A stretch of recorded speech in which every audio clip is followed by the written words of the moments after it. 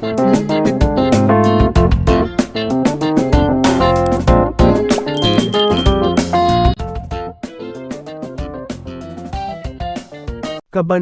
471.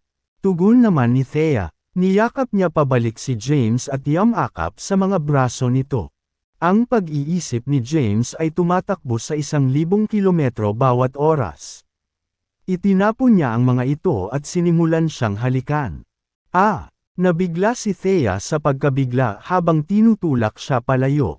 Dinilaan ni James ang kanyang mga labi habang nakangiti ng kasiya siya. Gusto niyang makasama ang kanyang magandang asawa. Ngunit matapos itong mapag-isipan, nagpasya siyang maghintay hanggang matapos ang araw ng kanilang kasal. Mas maganda kung naayos na ang lahat noon. Wala yun. Good night. Ngumisi si James na parang schoolboy in love. Sapat na sa kanya ang isang halik sa ngayon. Napapikit siya habang nakayakap kay Thea. Namula si Thea. Hindi niya maiwasang mapangiti sa tuwa habang pinagmamasdan ang napakagandang lalaking ito na natutulog sa tabi niya. Tumahimik ang gabi. Kinaumagahan. Hapon na nagising si James. Nasa bahay niya sina Lex, Howard, John, at Benjamin. Maliban sa kanila, wala sa iba pang miyembro ng pamilyang Callahan ang ipinakita. Nang lumabas si James mula sa kanyang nukulit, mabilis siyang nagising matapos silang makita sa kanyang bahay. Lolo, Tito, magandang umaga. Lumingon si Lex at hinarap siya. James. Agad na hinarap ni John si James at napabulalas ng pasasalamat. James. Maraming salamat kagabi. Kung hindi dahil sa iyo, pahihirapan pa rin ang anak ko sa himpilan ng pulisya. Isang inaantok na paghikab ang pinakawalan ni James at tumawa. Wala iyon. Ang ginawa ko lang ay tinawagan si Zara mula sa Transgenerational. Siya ang gumawa ng lahat ng gawain. Naiinis si Gladys. As usual, hindi siya nasisiyahan sa katotohanan na si James ay kumukuha ng kredito sa pagtulong kay Lex noong siya mismo ay walang kakayahan kaya kailangan niyang umasa sa ibang tao para sa tulong. Lalo na kapag ang isang tao ay Zara Hill. Isa sa mga kapamilya niya. She butted in. Pridefully. Totoo yun. Hindi mo maisip ang impluensya naming Hills. Ang Hills lang ang tumulong sa mga Callahan kapag may problema ka. Hindi siya pinansin ni James. Lolo, ano ang nagdala sa iyo dito? Bumalik si Lex sa pagmumukhang masama. Naisip ko kahapon. Sa palagay ko ay hindi ito gagana. Kaya, pumunta ako ngayon dito para humingi ng tulong sa iyo. Hindi na natin kailangang bawiin ang ating yaman. Ang gusto lang natin ay mabuhay at mamuhay ng mapayapa. Iyon na ang katapusan ng panaginip ni Lex. Ang gusto lang niya ay ang mga Callahan ay itatag ang kanilang sarili bilang isang mas mataas na uri ng pamilya. Sa tila isang kisap mata, ang lahat ng kanyang pagsisikap sa nakaraang taon ay halos wala na. Tapos na si Lex na magkaroon pa ng mga hangarin. Ngayon, hiling na lang niya na magkaroon ng bubong ang kanyang pamilya, matatag na trabaho, at komportableng buhay. Sa ngayon, parang tigre na nawalan ng pangil si Lex. Ang pagmamataas na mayroon siya sa kanyang mga araw ng kaluwalhatian ay nawala lahat. Huwag mag-atubili pag-usapan ang iyong mga pagpipilian. Maya-maya ay bumaling si James kay Thea. Darling, papasok na ako sa trabaho. Tawagan mo ako kung may kailangan ka. Okay. Tumango si Thea. Kinailangan lang ni James na bigyan ng dahilan ang sarili para umalis ng bahay. Umalis siya papuntang Common Clinic para makita si May. Napinalitan ang kanyang pangalan. On his way. Tinawagan niya si Jake. Oo, boss. Matalino si Jake. Mabilis itong sumunod sa utos ni James. Ikaw ang henyong doktor, Dr. Fallon. Sa iyong mga koneksyon, dapat mong malaman ang ilang mahahalagang tao sa mundo ng medikal. Alam mo ba kung may Dr. King sa Seoul? O tama, ang palayaw niya ay miracle working Dr. Kingle. Narinig mo ba ang tungkol sa lalaki? Saglit na nag-alangan si Jay bago siya sumagot. Hindi Seoul citizen ang lalaking iyon. Taga-Goryeo siya. Siya ay isang sikat na medikal na savant sa kanyang bansa. At ang kanyang mga kasanayan sa medikal ay karapat-dapat sa reputasyon na mayroon sila. 5 taon na ang nakalilipas. Nakilala ko siya noong papunta ako sa Goryeo. At nakipag-usap ako sa kanya. Bagamat nanggaling siya sa Goryeo, mayroon siyang malalim na pagkaunawa sa gamot ni Solin. Patuloy ni Jay. Sa Goryeo, ang gamot ay tinatawag na Goryeo medicine. Ang Goryeo medicine ay dating sangay ng Solin medicine. Ngunit ayon sa kanya, ito ay Solin medicine na batay sa Goryeo medicine. At ang Goryeo medicine ay gamot sa tunay nitong anyo. Mabilis na nagbigay ng maikling buod si Jay sa lalaking kinaiinteresan ni James. Gusto ko ang lahat ng impormasyon ng taong ito. Sabi ni James sa isang hindi kompromisong tono.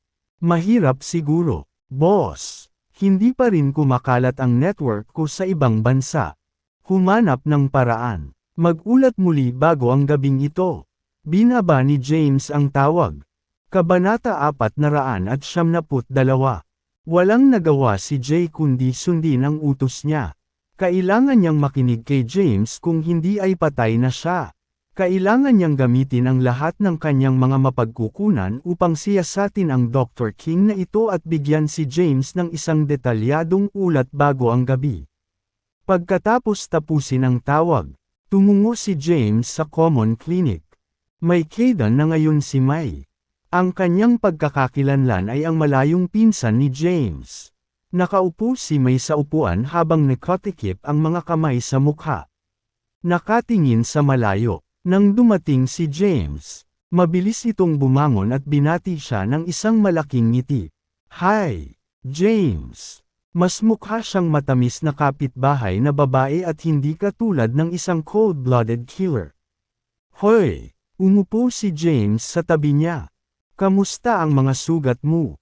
Nakangiting sagot ni May. Wala lang. Ako ay nasa mas magaspang na anyo noong nakaraang mga misyon. Baka tuluyan na akong gumaling sa loob ng ilang araw. Tumango si James. Focus on your recovery. Mula ngayon, ang sitwasyon sa Kensington ay magiging mas magulo. Ako ay nag-aalala na ang aming mga kaaway ay magsisimulang mabalisa at atakihin ang aking asawa.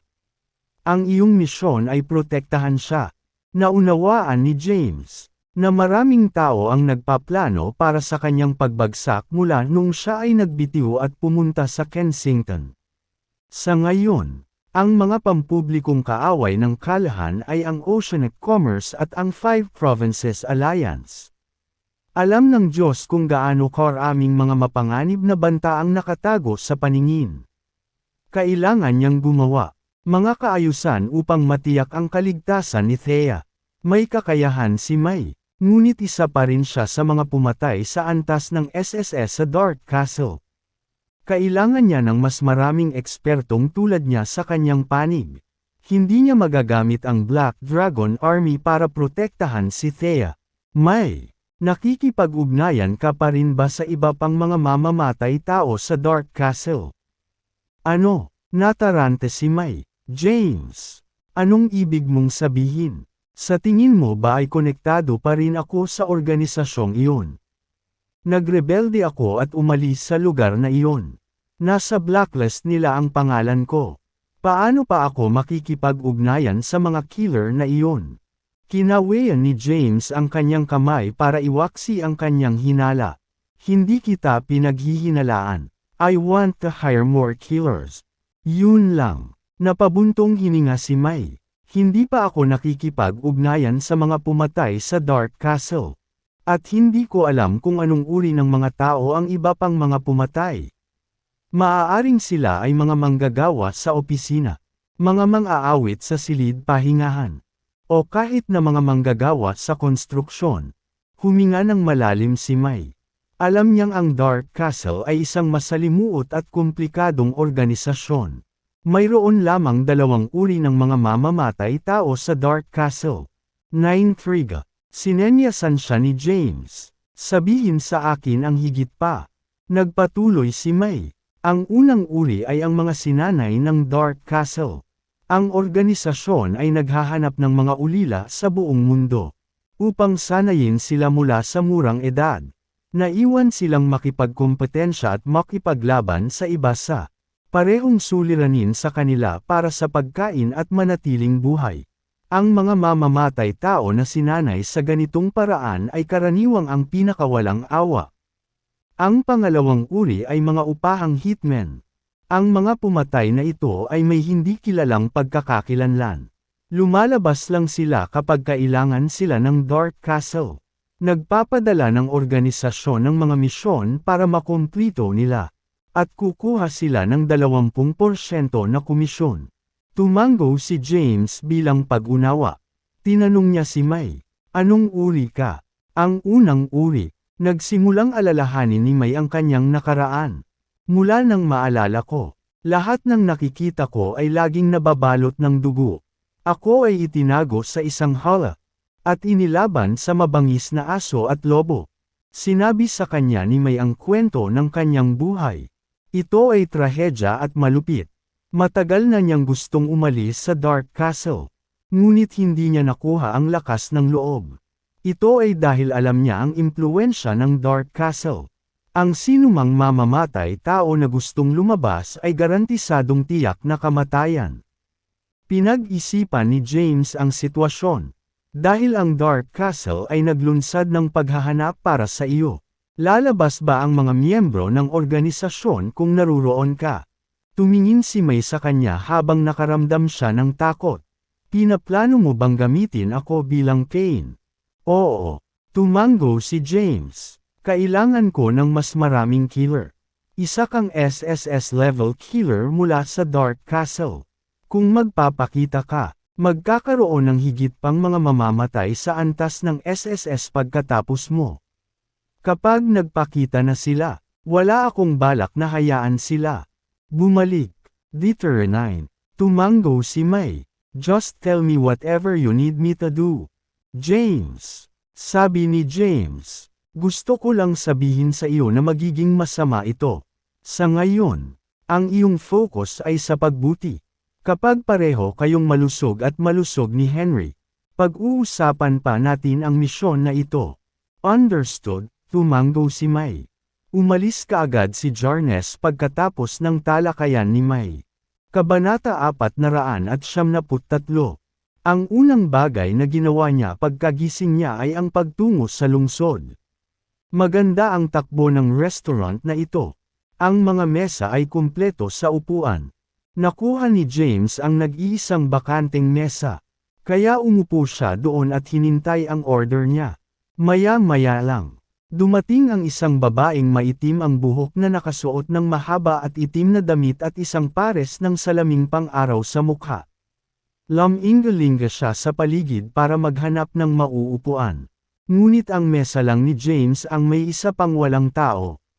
She exchanged polite smiles with James bago ito umupo sa harapan niya. Isang waiter ang dumaan sa kanila. At nag-order siya. Isang mutton noodles. Malaki. Extra mutton.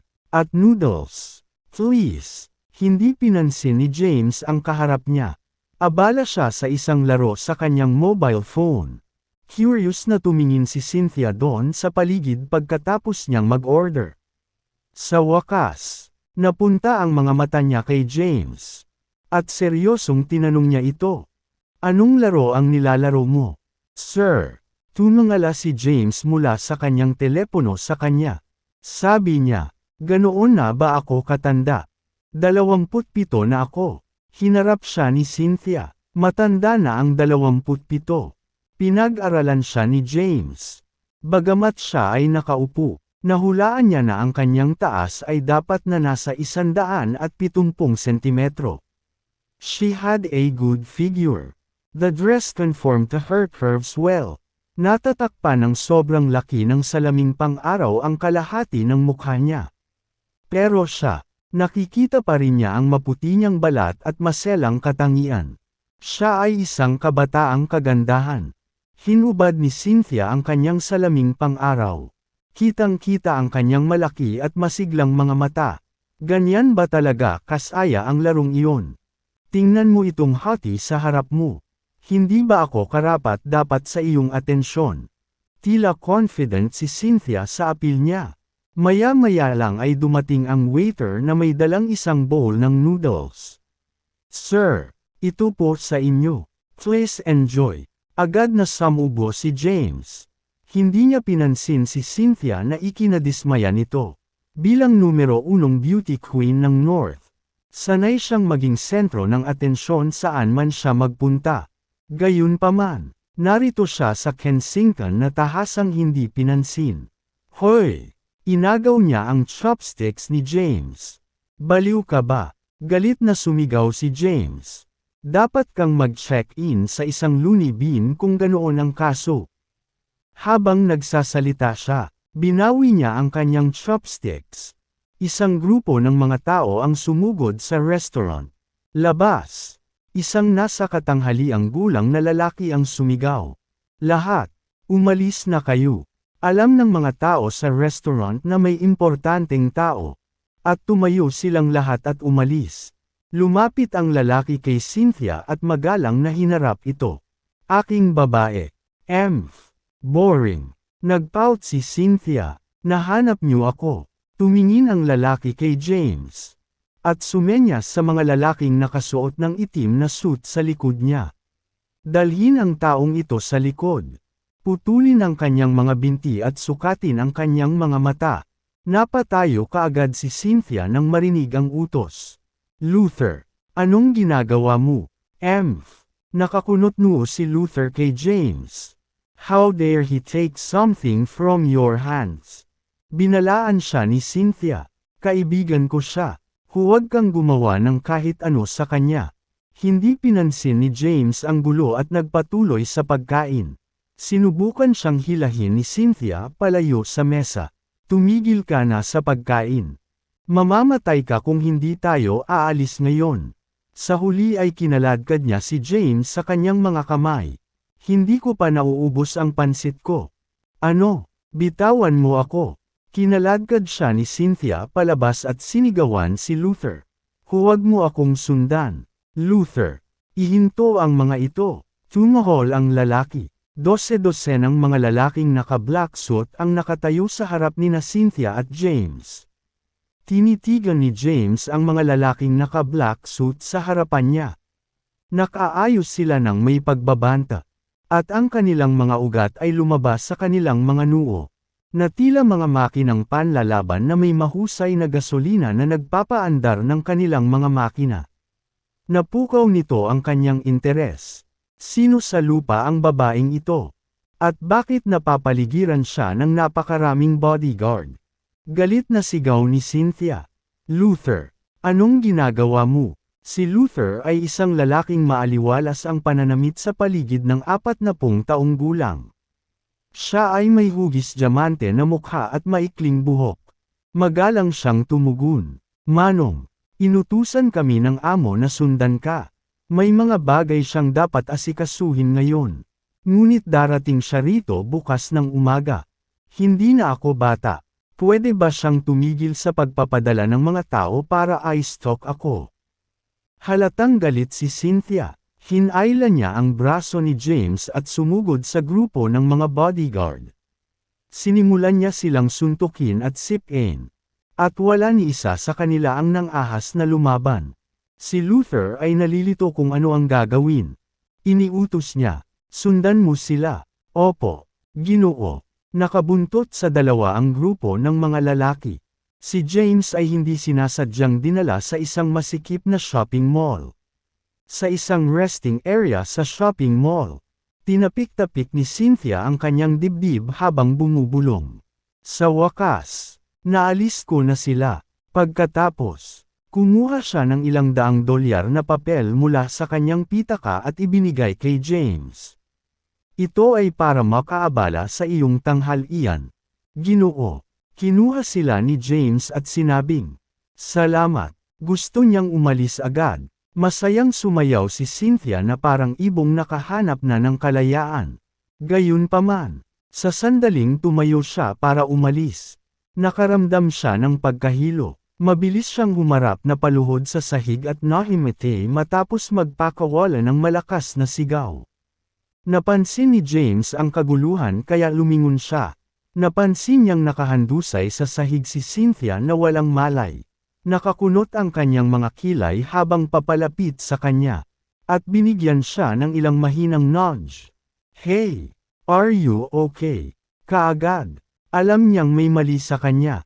Ang kanyang mukha ay nakamamatay na mapotla. At ang kanyang buhok ay makinis sa pawis. Namuo ang mga butil ng pawis sa pagitan ng kanyang mga kilay. Inabot ni James ang pulso niya. Parang yelo ang kanyang pulso. Nakunat ang noo ni James nang kitid ang mga posibleng dahilan ng kanyang kalagayan. Ito ay isang malaking problema. Sa sandaling iyon, lumalapit ang malalakas na yabag. Naabutan sila ng mga bodyguard na pinamumunuan ni Luther. Bago pa man sila dumating. Tumili si Luther. "Huwag mo siyang hawakan." Nagmarcha siya at inutusan ang kanyang mga tauhan. "Dalhin mo siya sa ospital." Ngayon din, sinubukan ni James na pigilan sila, baka hindi siya makarating sa ospital sa oras. Nang marinig ito, kumuha si Luther ng isang tableta at sinubukang ilagay ito sa kanyang bibig. Inagaw ito ni James sa kamay niya para siyasatin. Naamoy niya ito at dinilaan pa. Ang tableta ay parang nasusunog na metal. At nag-iwan ng nakakapasong sensasyon sa kanyang dila. "Anong ginagawa mo?" sigaw ni Luther. Inagaw niya pabalik kay James ang pil at pilit itong ipinasok sa bibig niya. Ipinaliwanag ni James. Ang tableta nito ay may sobrang init na enerhiya. Maaaring patatagin nito ang mga epekto ng enerhiya sa kanyang katawan ngayon. Ngunit nagdudulot ito ng malaking pinsala sa mahabang panahon. Habang lumilipas ang panahon, papatayin siya ng tabletang ito sa kalaunan. Sinama ng tingin ni Luther si James. "Doktor ka ba?" Ang dahilan kung bakit siya sumugod sa lungsod na ito mula sa Hilaga ay para sa medikal na komperensya. Nais niyang humanap ng ilang makaranasang doktor upang gamutin ang sakit ni Cynthia sa linggo ng komperensya. "Oo, let me try something," sabi ni James sa mga bodyguard. Bumuo ng bilog at humarap sa labas. Napatingin sila kay Luther. Dinala ni Luther si Cynthia sa Kensington lahat para sa kapakanan ng intervention sa medisina. Dahil sila ay nasa Kensington, ang lungsod ng medisina, maaaring siya ay mas mataas na pagkakataong makatagpo ng isang mahuhusay na doktor na makakatulong sa kanila. Nagsusugal. Hiniling niyang sundin nila ang utos ni James. "Opo, Ginoo." Pinilit silang umikot ng mga bodyguard at humarap sa labas. Umikot sila sa paligid ni Cynthia at tumalikod. Tumingin si James kay Luther. "Ikaw, tumalikod ka na rin. Ano ang sinusubukan mong gawin?" Tinitigan siya ni Luther nang may pagdududa. Hindi na hinintay ni James na sumunod ang matigas na ulo at sinimulan na niya ang paggamot. Tinulungan niya si Cynthia na makaupo habang hinuhubad niya ang damit nito na abot bewang. "Ikaw," si Luther ay sasabog na sa galit. Sumimangot si James nang may testimonya. "Shut up!" Inabot niya ang kanyang likod at gumawa ng karayom na inihanda na noon pa man. Hindi niya ito nilinis bago niya sinaksak sa katawan ni Cynthia. Ang isang aksyon na ito ay nag-iwan kay Luther sa pagkabigla. Mabilis at saktong kumilos si James. Habang nawawala si Luther sa magarbong gawaing kamay ni James, si Cynthia ay mayroon ng maraming karayom na nakatusok sa kanyang katawan. Pumunta si James sa likod niya at nagsimulang magmasahe ng mga partikular na acupuncture point at veins. Hindi nagtagal. Isang liwanag na ambon ang tumagos mula sa ibabaw ng mga karayom. Inilalabas ang malamig na enerhiya mula sa kanyang katawan. Unti-unting namulat si Cynthia. Medyo malamig ang pakiramdam ng katawan niya. Gusto niyang gumalaw ngunit hindi siya makaipon ng lakas. Kahit na napansin niyang nakahubad na siya. Mahina at mahina ang sigaw niya. Nang maramdaman ni James na nagawa na ng paggamot ang bahagi nito, sinimulan niyang tanggalin ang mga karayom. Bumangon ka at isuot mo ang iyong damit. Mabilis na bumangon si Cynthia. Ngunit natisod siya sa tagiliran ni James dahil medyo masama pa rin ang pakiramdam niya. Napahawak si James sa bewang niya para pigilan ang pagbagsak niya muli sa sahig. Tumangala si Cynthia. Ang mukha na pumupuno sa kanyang paningin ay hindi masyadong gwapo. Ngunit medyo kaakit-akit na mga pulgada ang layo mula sa kanya. Nagsimulang tumibok ang puso niya. Pagkatapos niyang maging matatag para tumayo mag-isa, binitawan siya ni James at mabilis na sumilip sa dibdib niya. Nakasuot siya ng black lace bra. Ang kanyang figure ay kamangha-mangha. Kahit na ang bahagi nito ay natatakpan. Awkward na umubo si James. Isuot mo ang iyong damit. Namula si Cynthia habang mabilis na nag-aayos ng damit. 1/5. Tumalikod si James at umalis. Henyo doktor. Manatili. Tinawag siya ni Luther. Iniyuko niya ang kanyang katawan sa 90 degree na anggulo at binati siya. Ako ang executive director ng pamilyang Don mula sa Hilaga. Si Luther Depp. Ito ang aming ginang. Si Cynthia. Nais kong taos-pusong anyayahan ka sa aming dibisyon sa Kensington sa ngalan ng pamilyang Don. James. Kinawayan siya palayo. Hindi na kailangan yan. Matagal nang makaalis si James. Napagtanto ni Cynthia ang nangyari. Pinagmamasdan niya si James habang papalayo ito. Habang may maamong ngiti sa kanyang maselang mukha.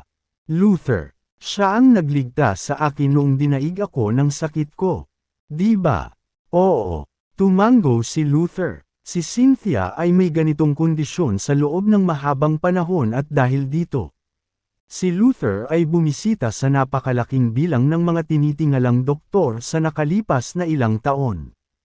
Gayunpaman, hindi pa siya nakakita ng sinumang naglalabas ng malamig na enerhiya mula sa katawan ni Cynthia gamit ang acupuncture.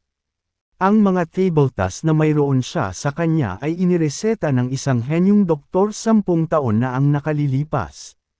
Nakakatulong daw ito sa pagtatapon ng malamig na enerhiya. Sinabi rin sa kanila ng parehong henyong doktor na ang pil na ito ay hindi matugunan ang ugat na sanhi. Sinabi rin niya na hindi na mabubuhay si Cynthia ng higit sa 20 taong gulang. Ang pamilyang Don ay bumisita sa Kensington sa bawat solong medikal na kumperensya upang maghanap ng mga doktor para kay Cynthia. Sa kabila ng kanilang masigasig na pagsisikap, wala sa kanilang mga race eta ang gumana para sa kanya. Ang pakikipagtagpo sa Knight in Shining Armor ay naging isang stroke ng good luck para kay Luther.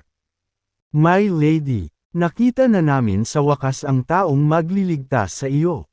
Napakadali niyang na-disperse ang iyong malamig na enerhiya. Tiyak na kaya niyang pagalingin ang iyong kalagayan. Excited na bulalas ni Luther. Luther, gusto ko ang lahat ng impormasyong makukuha mo tungkol sa kanya. Utos ni Cynthia, habang tinutulak ang mga bodyguards at umalis. Umalis si James pagkatapos niyang iligtas si Cynthia. Karaniwan, hindi siya isang taong magliligtas sa isang estranghero. Inisip niya lang na walang mali siya sa kanya si Cynthia kaya naman tinulungan niya ito. Nang hilahin siya ni Cynthia palayo kay Luther na nagbanta na puputulan ang kanyang mga paa.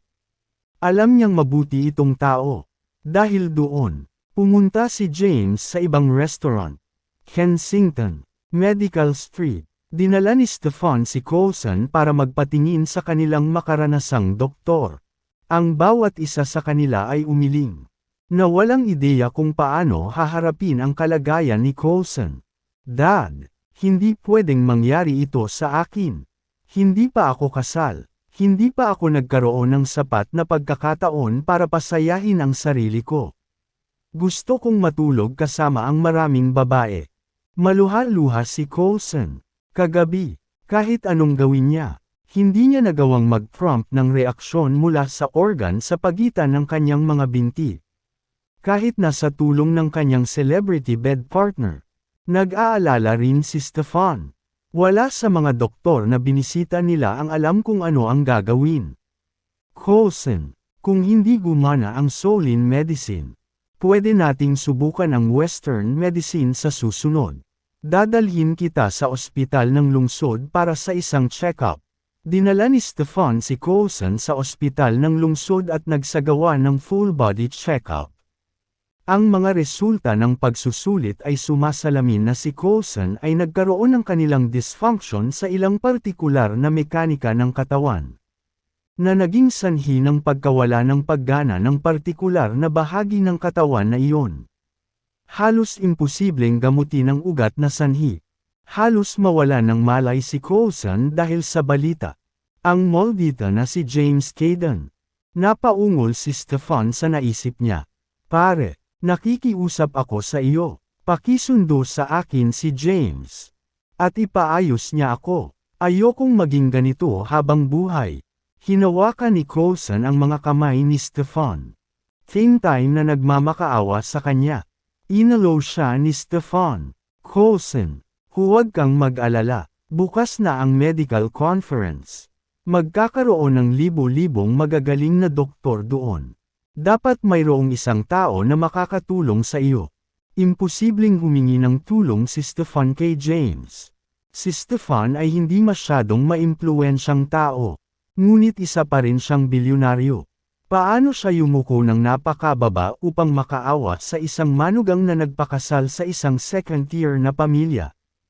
Sinimulan ni Luther na hanapin ang lahat tungkol kay James pagkatapos ng insidente. Si James ay sikat sa Kensington sa pagpapakasal sa mga kalahan at sa pagiging murang taya. Sa isang mansyon, Kensington, umupo si Cynthia sa isang sofa, bored out of her mind, at napapalibutan ng mga bodyguard. Tinitigan niya ang mga lalaking nasa harapan niya at hindi nakatayong bamulong. Ayan, pwede na kayong umalis. Nasa bahay ako. Walang panganib dito. Tigilan mo nga ako. Nakakainis ka. Sa sandaling iyon, lumapit si Luther sa kanya at nagulat. Miss, ito ang kanyang impormasyon. Bumangon si Cynthia at tuwang-tuwa na tumikim. Anong klaseng lalaki siya? Sabihin mo sa akin.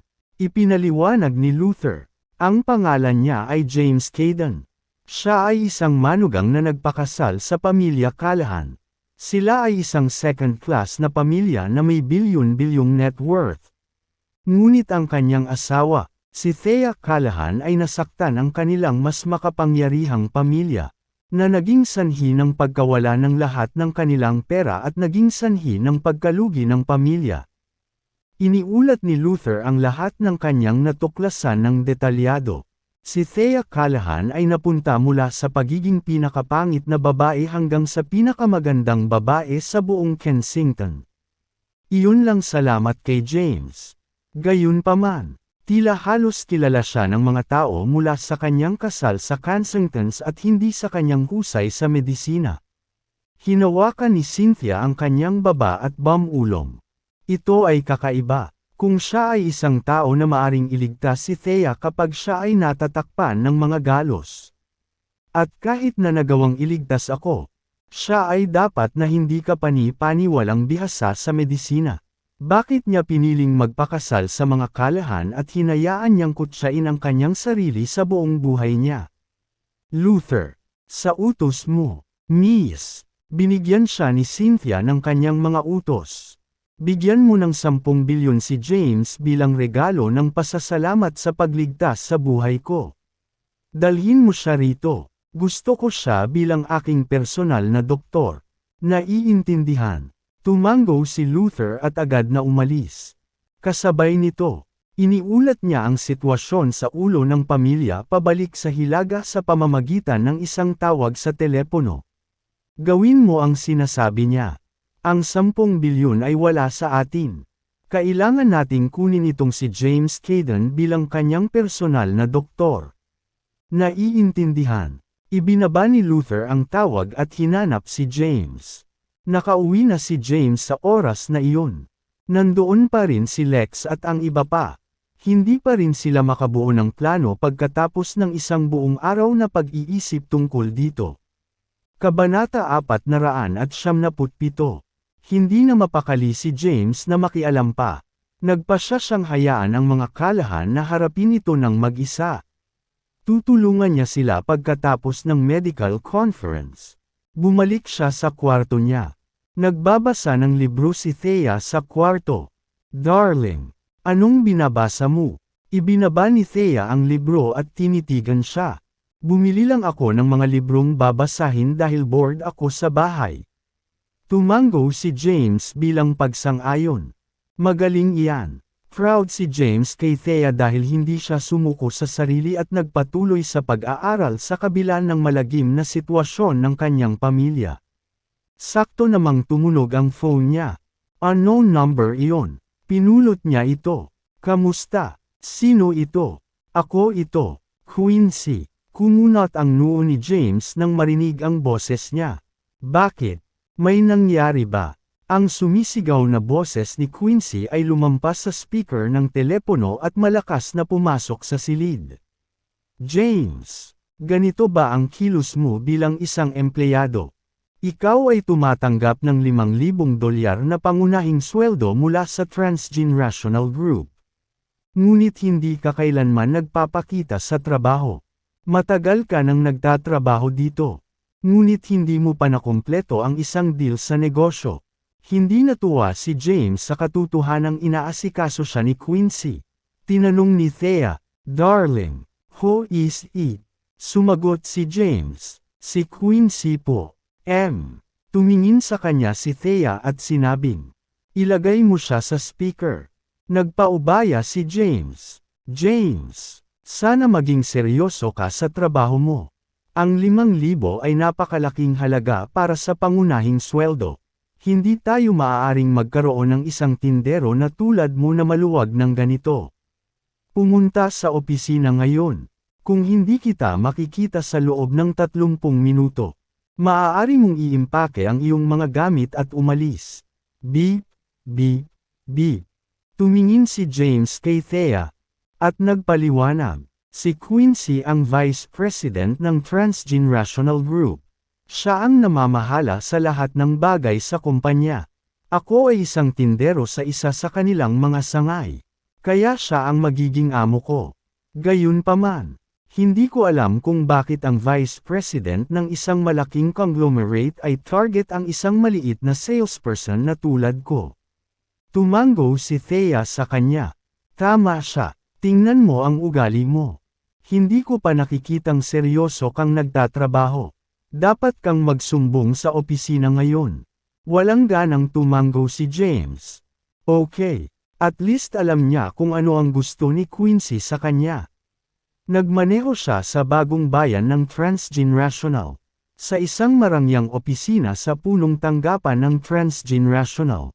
Nang matapos ni Quincy ang isang pulong at ang kanyang mga gawain, ginamit niya ang kanyang sarili upang siyasatin ang mga file ni James.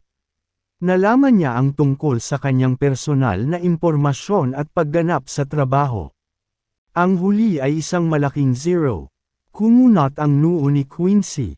Paanong ang isang tulad niya ay mag-aaksaya ng kanilang buhay sa kanyang kumpanya?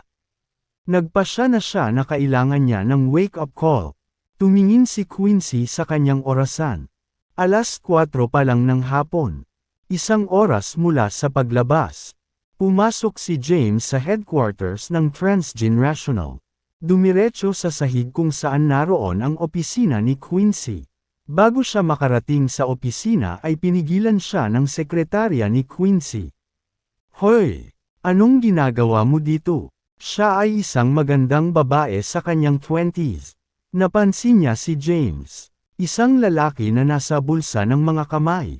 Mukhang palpak at hindi magaling. Naglakad si James papunta sa sekretarya. Nakasuot siya ng pambabaeng suit at pormal na takong. Maayos na sinukli ang kanyang buhok at nakatali ng nakapusod. Lumapit din siya kay James. Umalangaw-ngaw sa pasilyo ang tunog ng pagpindot ng takong niya sa mga tile. Ito ang working area ng Vice Presidente. Anong ginagawa mo dito? Saang departamento ka galing? Binigyan siya ni James ng isang beses. At ngumiti, nandito ako para kay Vice President Zenos. Pinapunta niya ako dito. You can go confirm with her kung hindi ka naniniwala sa akin. Tiningnan ng babae ang name tag ni James at nakataas ang isang kilay. Bakit gustong makipagkita ni MS Zenos sa isang tindera? Si Quincy ay nasa Taiwan ng iba't ibang kumpanya sa ilalim ng Transgenerational Group. Karaniwang nakikipagkita siya sa mga CEO, executive, at iba pang direktor. Bakit nagkaroon ng dahilan ng isang regular na tindero na makipagkita sa kanya? Huwag na po kayong magbiro. Sir, since we're from the same company, I will not press you further as a favor. But you should leave now. Kapag nahanap ka niya dito, mahihirapan ka. Sir, napakamot sa ilong si James. Ganun na ba talaga siya katanda? Tinawag siyang sir ng dalawang magkasunod na tao ngayon. Mabait ang sekretarya, hindi niya pinili si James. Para sa kanya, parang curious lang si James at kahit papaano ay gumala siya sa work area ng vice director. Talagang pinapunta niya ako dito, maaari mong suriin.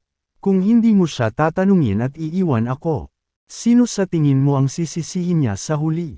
May pakiramdam si Janet Autumn na hindi nagsisinungaling si James. Tinignan niya si James sa huling pagkakataon. Bago niya sinabing, maghintay ka rito, sisiguraduhin ko. Ang ritmo ng pag-click ng kanyang mga takong habang naglalakad papunta sa opisina at kumakatok sa pinto. MS Zenos, may isang tindero na nagngangalang James Caden. Sabi niya gusto mo siyang makilala. Umalangaw-ngaw ang boses ni Quincy mula sa loob. Papasukin mo siya, lumingon si Janet kay James. Fine, nakapasa ka, sige lang. Naglakad si James papunta sa opisina. Tinulak ang mga pinto. Si Quincy ang vice-presidente at ang kanyang opisina ay napakalaki. Pinalamutian ng marangyang may humigit kumulang 500 metro kwadrado ng espasyo. Naka-cross legs siya habang nakaupo sa office chair niya. Tumingin siya kay James, at sinabi, isipin mo ang isang pagkakataon para palawakin ang iyong pananaw. Ito ang opisina ng vice-presidente ng Transgenerational Groups. Kung ayaw kitang makita, malamang hindi ka na tumuntong sa ganitong lugar.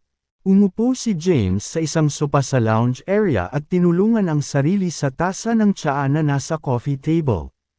Anong problema? Akin ang tsaang iyon. Lumapit si Quincy at tumingin kay James. Sige. Ibinaba ni James ang tasa at tumangala para salubungin ang mga mata ni Quincy. Naka-work outfit si Quincy. Nakatali ng maayos sa likod ng ulo ang mahabang buhok. Mukhang magaling. Ano ang ginagawa mo sa trabaho? Naglabas siya ng printed form. Ibinato kay James. Ikaw at ako ay sumali sa kumpanya ng sabay at ano ang nagawa mo sa panahon na ito? MS Zenos, ikaw ang VP. Isang abalang babae. Bakit mo tina-target ang isang hamak na tindero na tulad ko? Kahit hindi ko ginagampanan ng maayos ang trabaho ko. Hindi mo dapat iyon problema. Ang kanyang posisyon sa trabaho sa Transgenerational Group ay isang pabalat lamang.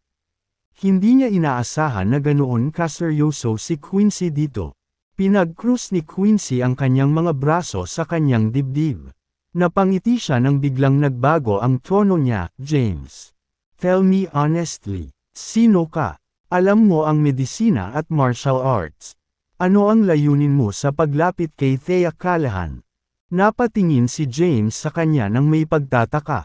Naghihinala na ba siya sa aking pagkakakilanlan? Binalik niya ang ngiti nito nang walang pakialam. Sino pa kaya ako? Veterano lang ako. Kasinungalingan. Naging seryoso ang mga ekspresyon ni Quincy. Kung nangyari ang pag-uusap na ito ng mas maaga, madali siyang maniwala. Ngunit marami siyang nakitang mga bagay na kumu-question sa kanyang nalalaman tungkol sa lalaki. Paano siya maniniwala sa kasinungalingan niya? Nakita niya ang kalmadong pagtitiwala kay James. Hindi man lang siya nataranta. Kahit na tinawag siya sa opisina ng Bisepresidente sa kabila ng pagiging hamak na manggagawa. Ano ang relasyon mo sa Black Dragon? Sa wakas ay binitawan na ni Quincy ang tanong. Ginugol niya ang kanyang mga araw sa pag-iisip tungkol dito. Parang wala sa lugar ang lahat. Sila ng pangalan at parehong bihasa pareho sa medisina at martial arts. Ang pagkakaiba lang nila ay ang kanilang mga mukha. Bilang karagdagan, nagpakasal si James sa pamilyang Callahan. Nagsimula siyang maghinala sa kanya. Kaya, nakaisip siya ng dahilan para tawagan si James sa kanyang opisina. Gusto niyang tanungin siya tungkol sa tunay niyang pagkatao. MS, mga Xenos. Dapat ay labis mong iniisip ito. Imposibleng may kaugnayan ako sa maalamat na Black Dragon. Siya ay isang patay na tao. Ang buong Sol ay nagluksa sa kanyang pagkamatay. James brushed her questions off. Talaga, hindi siya pinaniwalaan ni Quincy. Habang pinag-aralan niya si James. Parang mas kakaiba. Nagretiro din si James sa Southern Plains na pinanggalingan ng Black Dragon. Lahat ng mga pangyayari na lumabas. Hanggang dito ay mas naging palaisipan ang sitwasyon. Mabilis na nalaman ni Scarlett Brooks ang tungkol sa pagbisita ni James sa Transgenerational Group. Narinig niya ang tungkol sa pakikipagkita ni James kay Quincy. Agad siyang umalis sa kanyang opisina at naglakad papunta sa kina Quincy. Kabanata 479.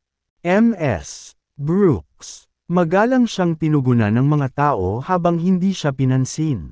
Naglakad siya papunta sa opisina ni Quincy at kumatok sa kanyang pinto. Sino ito? Kinausap ni Quincy si James. Inis na tugon niya. Hindi mo ba nakikitang abala ako dito? James. Ako ito. Scarlett. Naririnig nila ang boses ni Scarlett mula sa labas.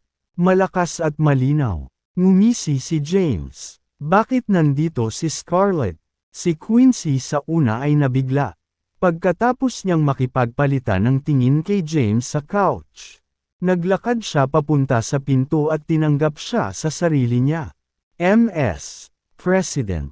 Maligayang pagdating. I wonder kung anong nagdala sa'yo dito. Pumasok si Scarlett sa opisina niya at huminto sa harap ni James.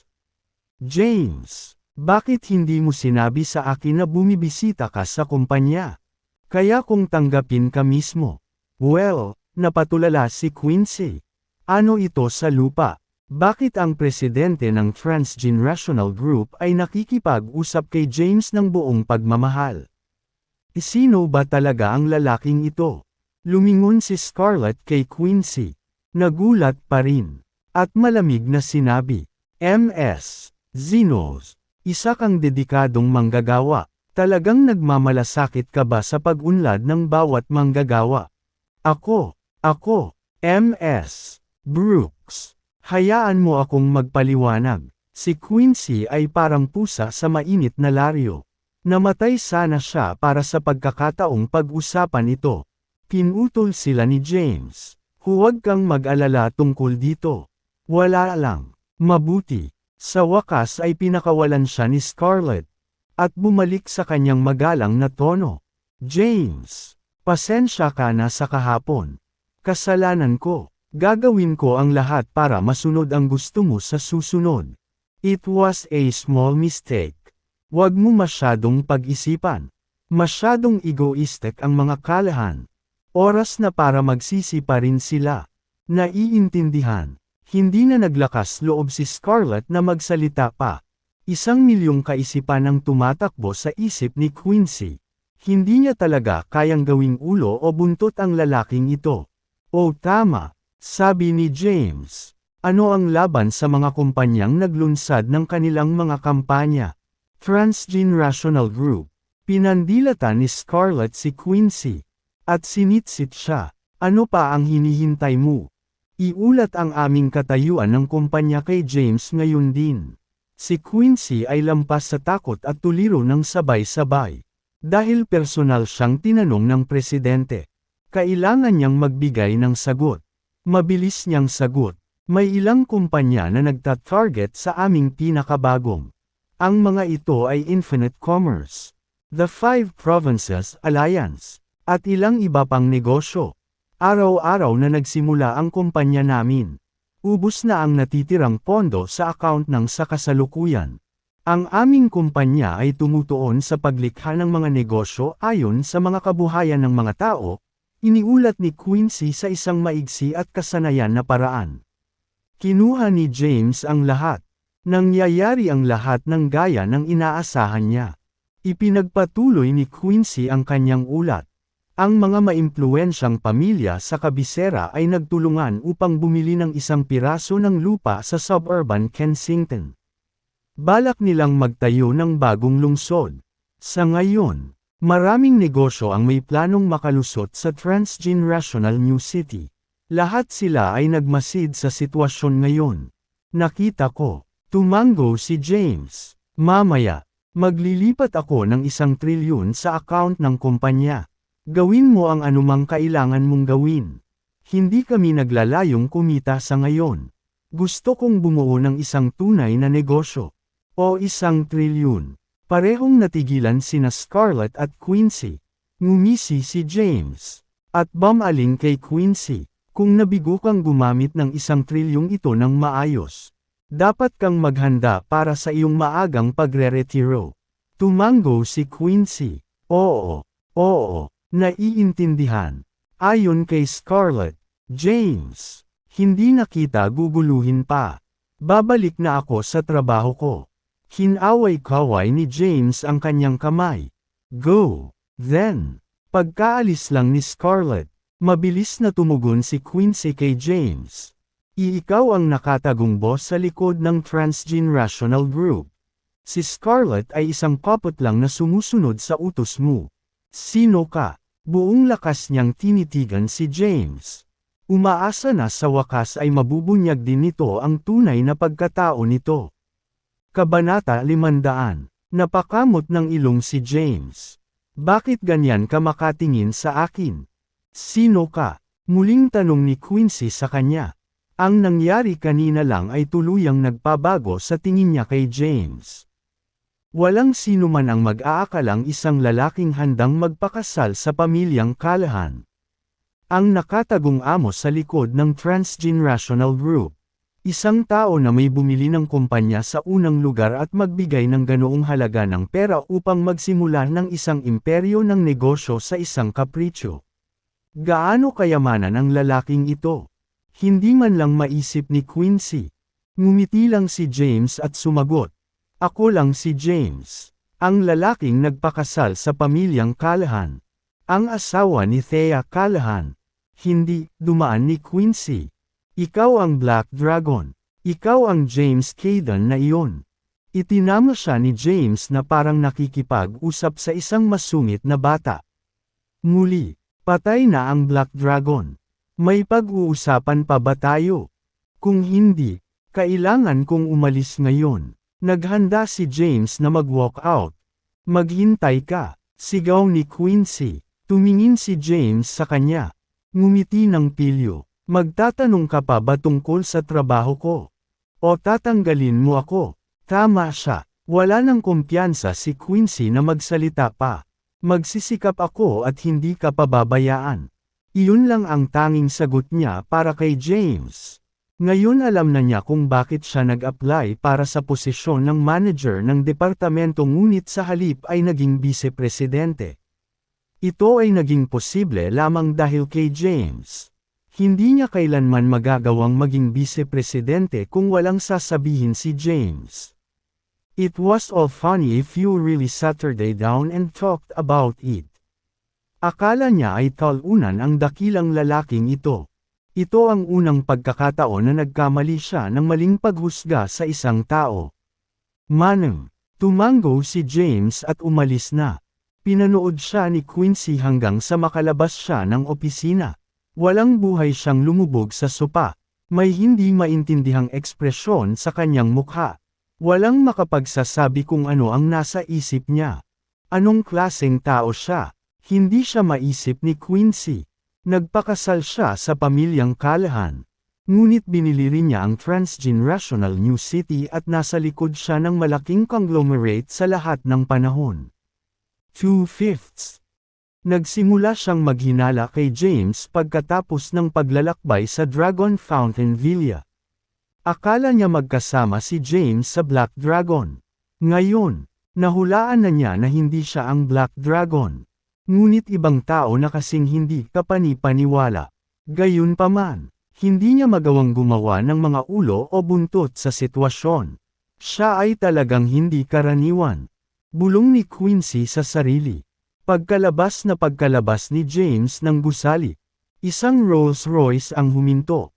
Bumaba sa kotse ang isang medyo may edad na lalaki at mabilis na nagmarcha papunta kay James. Ginoo, Hayden, nagsalita siya. Si Luther iyon.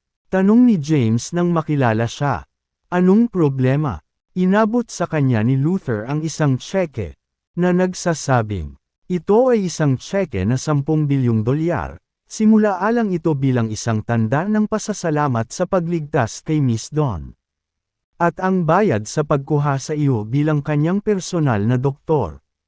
10 bilyon. Bahagyang natigilan si James. Hindi marami ang madaling makapagbigay ng $10 bilyong sa bansang ito. Dapat ay may kakaibang background si Cynthia para makagamit ng 10 bilyon para lang magpasalamat sa kanya. Gayunpaman, hindi niya kailangan ng pera. Ang pera, para sa kanya, ay isang numero lamang. Ayoko, si James ay nanatiling walang kibo. Ang swerte niya na nakita niya ako noong araw na iyon. Umalis si James pagkatapos tanggihan ang tseke. Kumunot ang noo ni Luther. Akala niya sapat na ang 10 bilyong pera para tuksuhin ang isang normal na mamamayan. Kabanata 501. Gaano karaming mga tao ang nag-alay ng kanilang buhay para sa pera mula pa noong una? Paano tinanggihan ni James ang kanyang alok na $10 bilyong? Mayroon ba siyang labis na integridad na siya ay walang malasakit sa kasabihan at kapalaran? Bulong niya sa sarili. Umalis si James sa transgenerational. Hindi siya umuwi. Sa halip, binisita niya si Henry sa ospital ng militar. Umalis na rin si Luther. Sa isang lugar sa isang villa, Kensington, Miss. Tinanggihan niya. Ano? Tinanggihan niya. Nagulat si Cynthia. Umabot sa 80 decibels ang boses. $10 bilyong at tinanggihan niya ito ng ganoon lang. Eksakto, napaisip ako. Pinag-uusapan natin ang tungkol sa $1 bilyong dito. Sa kanyang trabaho sa Transgenerational Group. Ang kanyang pangunahing sweldo ay $5,000 lamang. Kasama ng isang komisyon, maaari siyang kumita ng maximum na $20,000 bawat buwan. Ngayong nalugi na ang mga Callahan. Kailangan niya ang pera. Bakit niya ito tatanggihan? Hindi rin ito maisip ni Luther. Miss, sa tingin mo wala ba siyang pakialam sa katanyagan at kayamanan? Napatingin sa kanya si Cynthia. Bobo ka ba? Mayroon bang tao sa lupa na ganyan?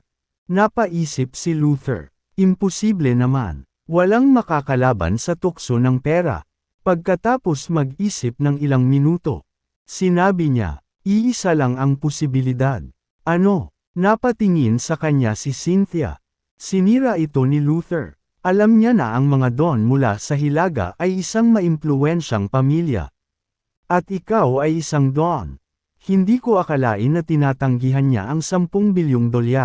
Ginagamit lang niya ang pagkakataong ito para subukan at humingi ng higit pa. Oo. Si Cynthia ay parang nawalan ng malay. Malaki ang posibilidad. Kaagad, sinabi niya, Luther, hayaan mong ipaalala ko sa iyo na kaya niya akong pagalingin.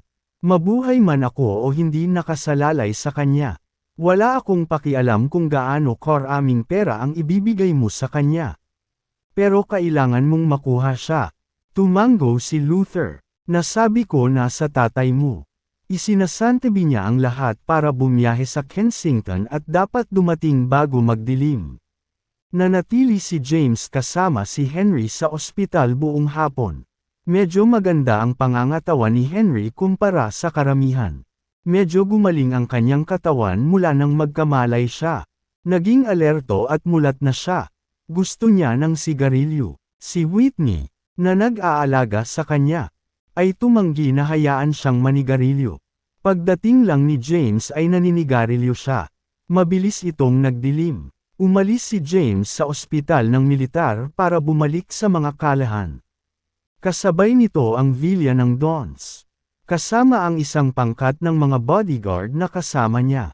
Pumasok ang isang nasa katanghaliang gulang na lalaki. Sa paligid ng 50 taong gulang. Siya ay medyo mataba at may napakalaki na balbas. Na nagbibigay sa kanya ng masungit na hitsura. Kahit mukhang wild siya, maimpluwensyang tao siya. Siya ang overlord ng North. Sa lahat ng mga minahan sa Hilaga sa ilalim ng kanyang kontrol. Siya ay naipon ng isang malawak na kapalaran. Kasama sa kanyang mga operasyon ang mga minahan ng karbon, minahan ng ginto, minahan ng pilak, at minahan ng brilyante, hanggat ang mga kalakal ay nagmula sa ilalim ng lupa. Halos kontrolado niya ito. Tatay. Tumakbo si Cynthia papunta sa mukhang magaspang na lalaki at bumagsak sa kanyang mga bisig. Haha, Cynthia. Tawa ng tawa si Zane doon at binuhat si Cynthia. Sir, magalang na wika ni Luther sa kanya.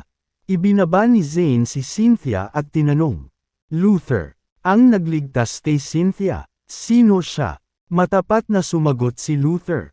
Ang kanyang pangalan ay James Caden. Binigyan niya si Zane ng masusing ulat. Binanggit pa ang kasalukuyang kalagayan ng mga kalahan at tinanggihan ni James ang tseke na 10 bilyong dolyar. Oh, ganoon ba? Mayroon pa bang mga tao na may kapangyarihang tanggihan ang 10 bilyong dolyar? Mukhang nagulat din si Zane. Nagpout si Cynthia. Dad, niligtas niya ako. Wala akong pakialam sa ginagawa mo. Pero gusto ko siya. Hinaplos ni Zane ang kanyang malasutlang itim na buhok at ngumiti. Huwag kang mag-alala, kukunin ko siya para sayo. Luther. Opo, Ginoo. Makipag-ugnayan sa mga pinuno ng Zenozas at Watsons at mag-set up ng appointment. Opo, Ginoo. Agad na nag-ayos si Luther. Kabanata 502, nakarating na si James sa bahay. Sa wakas ay umalis na si Lex at ang iba pa. Si Thea naman ay nagpalit ng anyo na damit. Naka-light makeup siya at inayos pa ang buhok. Ang dati niyang tuwid na buhok ay kulot at kulot na. Nakasuot siya ng v-neck na nakasuot ng damit. Isang maselang kadena ang nakasabit sa kanyang leeg.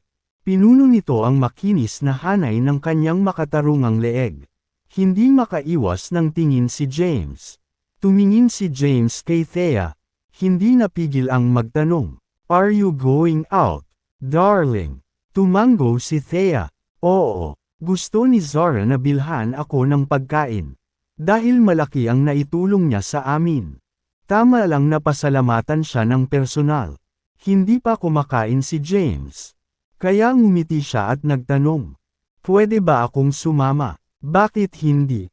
Pumayag naman si Thea. Sige na, mula nang makauwi si James. Hindi man lang siya nakakuha ng pagkakataong maupo bago siya muling umalis. Sabay silang lumabas ng bahay. Si James ang nagmamaneho, paalis sa kanilang lugar. Darling, saan tayo pupunta? Sabi ni Thea. Joy Hotel. Sige. Nagtap si James para buksan ang kanyang navigation app at hinanap ang Joy Hotel bago tumungo. Kilala ang Joy Hotel sa Kensington. Kahit na hindi ito maihahambing sa The Gourmand. Ang mga presyo kay Joy ay mas abot kaya, na nakakaakit ng maraming tao. Sa entrance ng Joy Hotel, isang matangkad at payat na babae ang nakatayo doon. Siya ay humigit kumulang 170 hanggang 180 sentimetro ang taas. Nakasuot ng casual na damit. Nakatali ang itim niyang buhok na nakapusod. Mukha siyang bata. Siya si Zara. Tumingin si Zara sa kaliwat kanina. Maya-maya, nakita niya sina James at Thea. Tumakbo siya palapit sa kanila at hinawakan ang kamay ni Thea. Thea, James, nandito ka rin. Napangiti si James. Nabalitaan ko na may libreng kainan na pwedeng I-enjoy. Wala kang pakialam. Di ba? Siyempre hindi. Masaya ako na magagawa mo ito. Napangiti si Zara. Nakipag-ugnay kay Thea. Iginiit nila ni Zara ang papasok ng hotel. Tara, nagpa-reserve na ako ng table para sa atin, peak hour na ngayon. Kaya wala nang available sa kwarto. Nag-book na lang ako ng table sa hall. Hindi mahalaga. Ikan-away ni James ang kanyang kamay. Pumasok na silang tatlo sa hotel. Iginiya sila ng waiter papunta sa table nila. Kinuha ni Zara ang menu at ipinasa kay James. Ano ang gusto mong kainin? Sa halip ay ipinasa niya ang menu kay Thea. Sinabing, "Darling, you pick." Kinuha iyon ni Thea sa kanya at umorder ng ilang ulam bago ibinalik ang menu kay Zara. Si Zara ang pinuno ng isang departamento sa Transgenerational. Dahil malaki ang sahod niya, umorder pa siya ng mga ulam para sa kanila. Mukhang nagpapasalamat si Thea. Zara, salamat. Kung hindi dahil sa iyo, nasa lansangan na tayo. Alam ni Zara na darating ito. Siya'y ngumiti. Huwag mo nang banggitin. Nakaupo sa gilid. Hindi umimik si James kundi nakikinig sa usapan nila. Hindi nagtagal.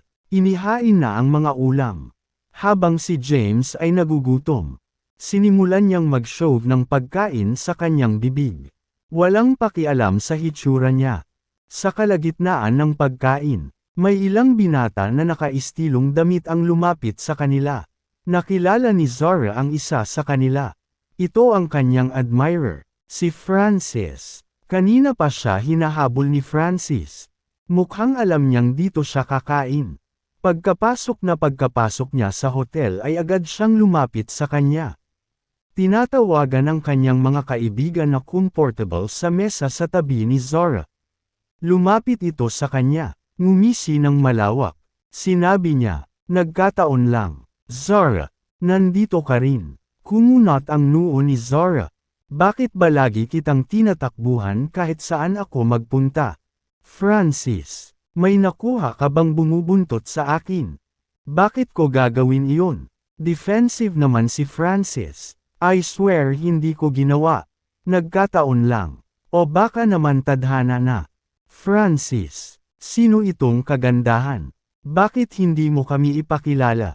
Tumayo ang isang gwapong lalaki. Nakatingin kay Zara, ngumiti siya at nagpakilala. "Hello ganda. Ako si Sean Bertrand. Ang aking ama ay si Charles Bertrand. Ang aming pamilya ay nagmamay-ari ng Abundant Group." Kabanata 503. Hindi tumigil si Sean sa pagpapakilala sa kanyang sarili. Kahit na binigyan siya ng isang rundown ng kasaysayan ng kanyang pamilya. Hindi napigilan ni Zara. Ngumiti si Francis. "Bro, siya si Zara Hill, girlfriend ko." Dumilim ang mukha ni Zara. "Umayos ka, Francis. Walang girlfriend dito. Maaaring hindi mo ako magiging girlfriend ngayon. Ngunit isang araw na magiging ikaw." Walang hiya si Francis. Malumanay niyang sinabi, "Maaga o huli, magiging girlfriend kita." "You, hindi ba ito si Thea Callahan?" Nang makita si Thea, nagliwanag ang mga mata ni Sean. Sa maikling panahon, naging sikat si Thea sa Kensington. Una, siya ay kilala bilang ang pinakamagandang babae sa Kensington. Tapos, kinutya siya ng lahat dahil sa walang kwentang asawa. Pagkatapos noon, nakipagtipan siya kay Xavier Watson ngunit sinira ito. Dahil dito, naghiganti ang mga Watson sa kanyang pamilya at naging dahilan ng pagkalugi nila. Ngayon, sila ay walang tao. Nanatili ang tingin ni Sean kay Thea. Sabay dahan-dahan, mukha siyang satisfied. "Thea, balita ko na lugi na ang pamilya mo. Marami kang utang na babayaran. Bakit hindi ka sumama sa akin na uminom? At babayaran kita ng ilang milyong dolyar." Haha. Nagtawanan ang ibang mga lalaki. "Sean, hindi na milyon-milyon ang halaga ni Thea. Dapat siyang magpasalamat kahit na binayaran mo siya ng ilang daan para makisalo sa iyo ng pagkain. Kahit na matulog ka sa kanya, wala siyang karapatang humingi ng malaking halaga. Thea, bakit ayaw mo sa akin matulog? Bibigyan kita ng 30,000 dolyar. Ano sa tingin mo? Malupit siyang tinutokso ng ilan sa kanila. Mukhang malungkot si Thea. Galit na tumingin si Zara kay Francis at sa mga kaibigan niya. Mawala. Ibinaba ni James na kumakain ng kutsara at pinunasan ang bibig gamit ang napkin sa mesa. Bumangon siya nang walang sabi-sabi. Mahal, anong ginagawa mo? Hinawakan siya ni Thea, at sinabing, pwede nilang sabihin kahit anong gusto nila. Ang kailangan lang nating gawin ay magpanggap na hindi natin narinig. Huwag ka ng gulo pa. Pamilyar si Thea sa ugali ni James. Sa tuwing may narinig siyang hindi niya sinasang-ayunan, nagiging marahas siya. Siya ay nambugbog ng sapat na mga tao at gumawa ng sapat na gulo upang tumagal. Nagkaproblema ang mga kalahan dahil sa kanya. Tumayo si James at tumingin kay Francis, Sean, at sa iba pa. Lumapit siya sa kanila. Humawak kwelyo ni Francis at binuhat siya. Inihagis niya si Francis ng ilang metro, kung saan bumagsak siya sa lupa at napaungol sa sakit. Pagkatapos noon, hinailan niya ang buhok ni Sean at sinandal ang ulo sa dingding. Agad na damyugo si Sean. Ang kanyang pangitain na kulay abo ay binitawan ni James si Sean at nagsimulang sumipa. Ang iba sa kanila ay pinalipad. Si James ay mabilis, tumpak, at walang awa. Ang ilang mga lalaki ay bumagsak sa loob ng ilang segundo. Tinakpan niya ang kanyang mga kamay at umupo, na nakangiti kay Thea, na may mabatong ekspresyon sa kanyang mukha. Mas mapayapa ngayon. James, anong ginawa mo? Di ba sabi ko sa'yo umiwas ka sa gulo? Namutla si Thea. Lahat sila ay makapangyarihang tao. Lalo na si Sean, na anak ni Charles Bertrand. Ang Abundant Group ay pangalawa lamang sa Celestial at Longevity sa Kensington. Maya-maya lang ay sumugod ang mga security guard ng hotel. Isang malamig na boses ang nagtanong, sino ang nag-uudyok ng gulo? Kasama ng mga security guard ang isang lalaking nakasuit. Nakatayo na sina Francis, Sean, at ang kanilang mga kaibigan. Idiniin ni Sean ang kanyang kamay sa kanyang ulo, na nag-alis ng dugo. Galit na galit siyang sumigaw. Mr. Rivers, baliin mo ang kanyang paa. Ang ina-manager ng Joy Hotel ay isang lalaking nagngangalang Dominic Rivers, na nag-utos. Gawin mo. Ilang gwardya ang nag-awit ng kanilang mga dekuryenteng baton. Nag-aaway na maunahan si James. Ipinatong ni Jotnes ang kanyang kamay sa mesa at pinatong ito. Sinipa niya ang unang dalawang tao na pinakamatapang. Bumagsak sila sa lupa, umuungol sa sakit. Tapos, umatake siya. Paanong ang sinuman sa mga security guard ay magiging katapat niya? Sa loob ng 1 minuto, lahat sila ay nakahiga sa lupa sa sakit. Si Jotnes ay mukhang hindi nakatali. Nandito lang siya para kumain. Bakit lahat ng tao ay pilit na galit sa kanyang asawa? James, ikaw na piraso ng Leisha, patay ka. Kinuha ni Sean ang ilang napkin at idiniin sa kanyang ulo. Itinuro niya si Jaggies, na sinasabing, malaki ang problema mo ngayon. Malaki ang problema mo ngayon. Kabanata 504. Napatingin si Dominic sa mga security guard na nakahandusay sa sahig. Galit na galit siya. Bata ka, patay ka, saan ka man galing? Patay ka agad kapag nanggugulo ka sa Joy Hotel. With that, tumawag siya, Boss, may nanggugulo sa hotel. Ito ay si James Caden, ang manugang ng mga kalahan. Dahil peak hour noon, ang hotel ay puno ng mga kainan. Sa biglaang kaguluhan, lahat sila ay nagsitakas. Nag-aalala na sila ay masangkot din sa gulo. Iilan lamang sa mga mas matapang ang nagtagal upang manood mula sa malayo. Ang ilan sa kanila ay ni-record pa ang nangyari gamit ang kanilang mga telepono. Si Thea ay mukhang walang magawa at walang pag-asa. Si James ay isang mahusay na tao ngunit mahal niya ang karahasan ng kaunti. Alam niyang pinuprotektahan siya nito. Ngunit hindi paraan ang pagbugbog sa mga tao. Nagdulot pa ito ng gulo sa kanyang pamilya. Kung hindi umarte si James sa Watsons, wala sa ganitong sitwasyon ang pamilya niya. Sa kabilang banda, mukhang relax si Zora. Alam niya na si James ang Black Dragon. Kahit nagbitiw na siya pa rin ang tunay na may-ari ng transgenerational group. Ang mga taong ito ay ilan lamang sa mga walang kabuluhan na nagmula sa mayayamang pamilya. Wala nang pakialam si James sa kanila. Ang may-ari ng Joy Hotel ay si Zach Zenos. Ngayon, isang mahalagang tao mula sa Hilaga ang darating upang tingnan ang mga pinuno ng Zenoses at Watsons. Sa ikatlong palapag ng hotel, magkasunod na nakaupo si Richard Zenos, ang kasalukuyang pinuno ng Watsons Joseph, at ang may-ari ng Joy Hotel Zach. Nakaharap silang tatlo sa isang lalaking magaspang ang mga gilid na may kahanga-hangang balbas. Isang magandang babae na nakaitim na damit ang umupo sa tabi niya. Sila Zane at Cynthia doon. Sa likuran nila ay nakatayo si Luther. Napatingin si Zan sa Watsons at Zenoses. Walang ingat. Sinabi niya, nabalitaan ko na lumaban ka sa mga kalahan at naging dahilan ng pagkabangkarote nila.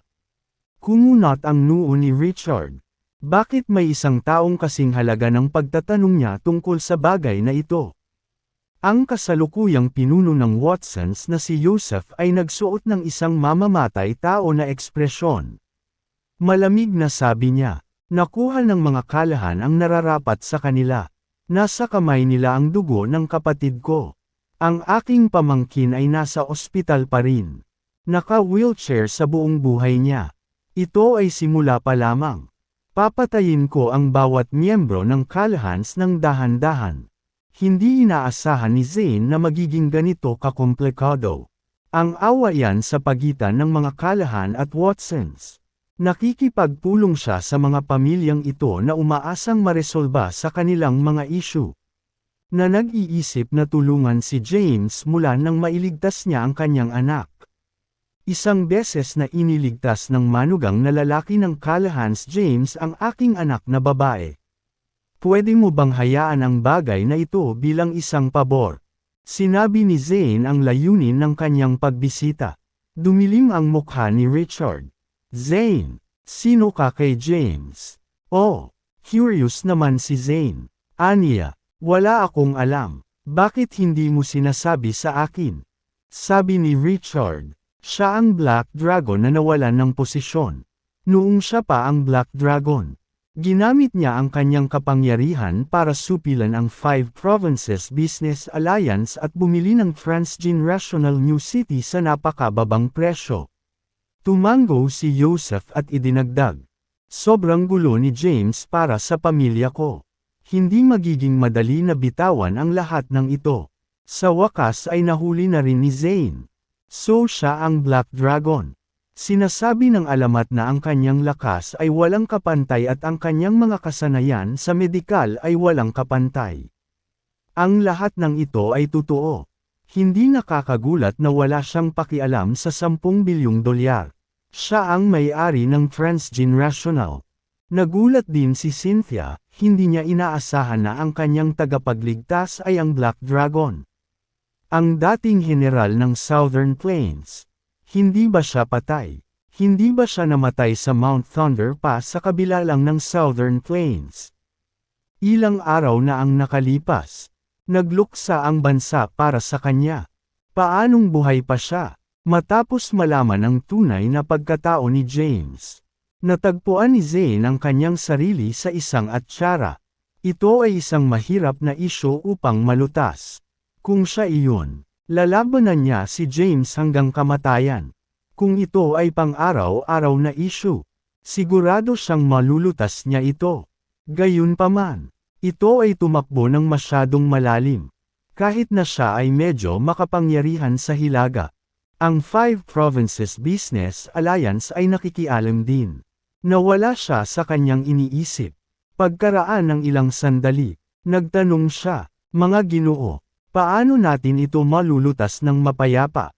Hindi pwede. Imposible. Sabay na nagsalita sina Joseph at Richard.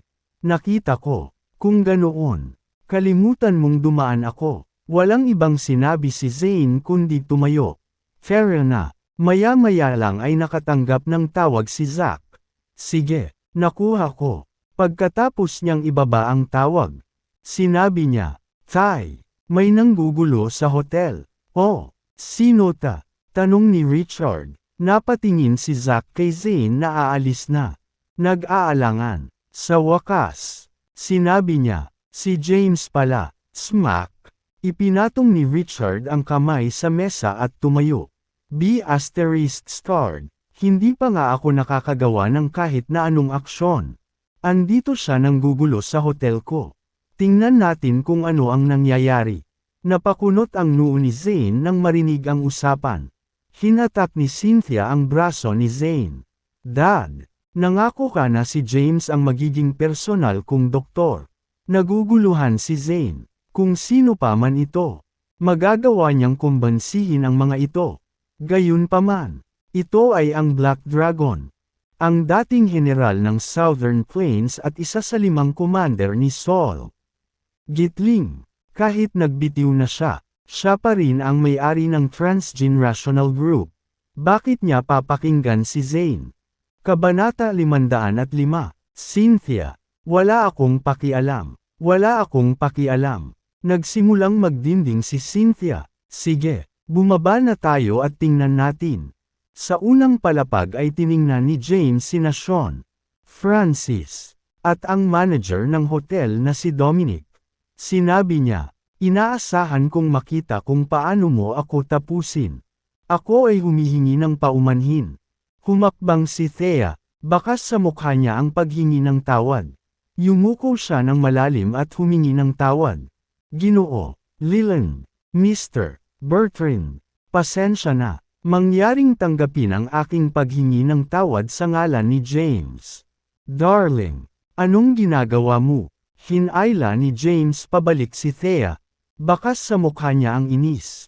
Bakit ka humihingi ng paumanhin? Sila ang dapat mag-sorry. Malamig na sabi ni Sean. Sa tingin mo ba sapat na ang paghingi ng tawad? Thea, hayaan mo akong sabihin sa iyo. Hindi pa ito tapos. Hindi ako magpapahinga hanggat hindi namatay si James. Maya-maya lang, may grupo ng mga tao na bumaba ng hagdan. Agad namang lumapit si Dominic kay Zack. Sabay turo sa mga security guard sa sahig at saka kay James. Siya po, boss, ang manugang ng mga kalahan. Si James. Muling nagbago ang mukha ni Thea nang makita kung sino ang lumapit. Tapos na. Ang Watsons at ang Zinoses ay impyerno pa rin nakatuon sa paghihiganti. At muli nilang natapakan ang mga daliri ng Zinoses. Patay. Patay na sila. Nakita rin sila ni James. Ang mga Zinoses ay nagpakita na bago pa man siya pumunta sa kanila. Ngayon, lulutasin niya ang mga problema ng mga kalahan minsan at para sa lahat. Mahal, umuwi ka na. Ano? Paano ako makakaalis ngayon? Sa sobrang pag-aalala ni Thea ay halos maluha-luha siya. Sinimulan niyang yumuko ang kanyang mga tuhod. Nagpaplanong lumuhod at humingi ng tawad sa mga Zinoses. Hinawakan siya ni James at pilit na hinayla patayo. Sabi niya, Zara, iuwi mo na si Thea. Nakuha ko. Tumango si Zara, alam niya ang tunay na pagkatao ni James. Walang dapat alalahanin. Fair na Thea, hinawakan niya si Thea at nagsimulang maglakad. James, tawag ni Thea. Ngumiti si James sa kanya. Ipagpatuloy mo, magiging maayos din ako. Hindi rin sila pinigilan ng mga Zinoses. Hinayaan si Zara na umalis kasama si Thea. Napatingin si Zack sa mga security guard na kakadating lang. Sabi niya, ilabas lahat ng customer. Babayaran ng hotel ang lahat ngayon. Ang mga gwardya ay nagsimulang magpastol ng mga tao ng sabay-sabay. Lumapit si Cynthia at hinawakan ang braso ni James. Puno ng pasasalamat ang mukha nito. Nagkita tayong muli. Ikaw ang dating general ng Southern Plains. Ang Black Dragon. Ako ay isang tagahanga.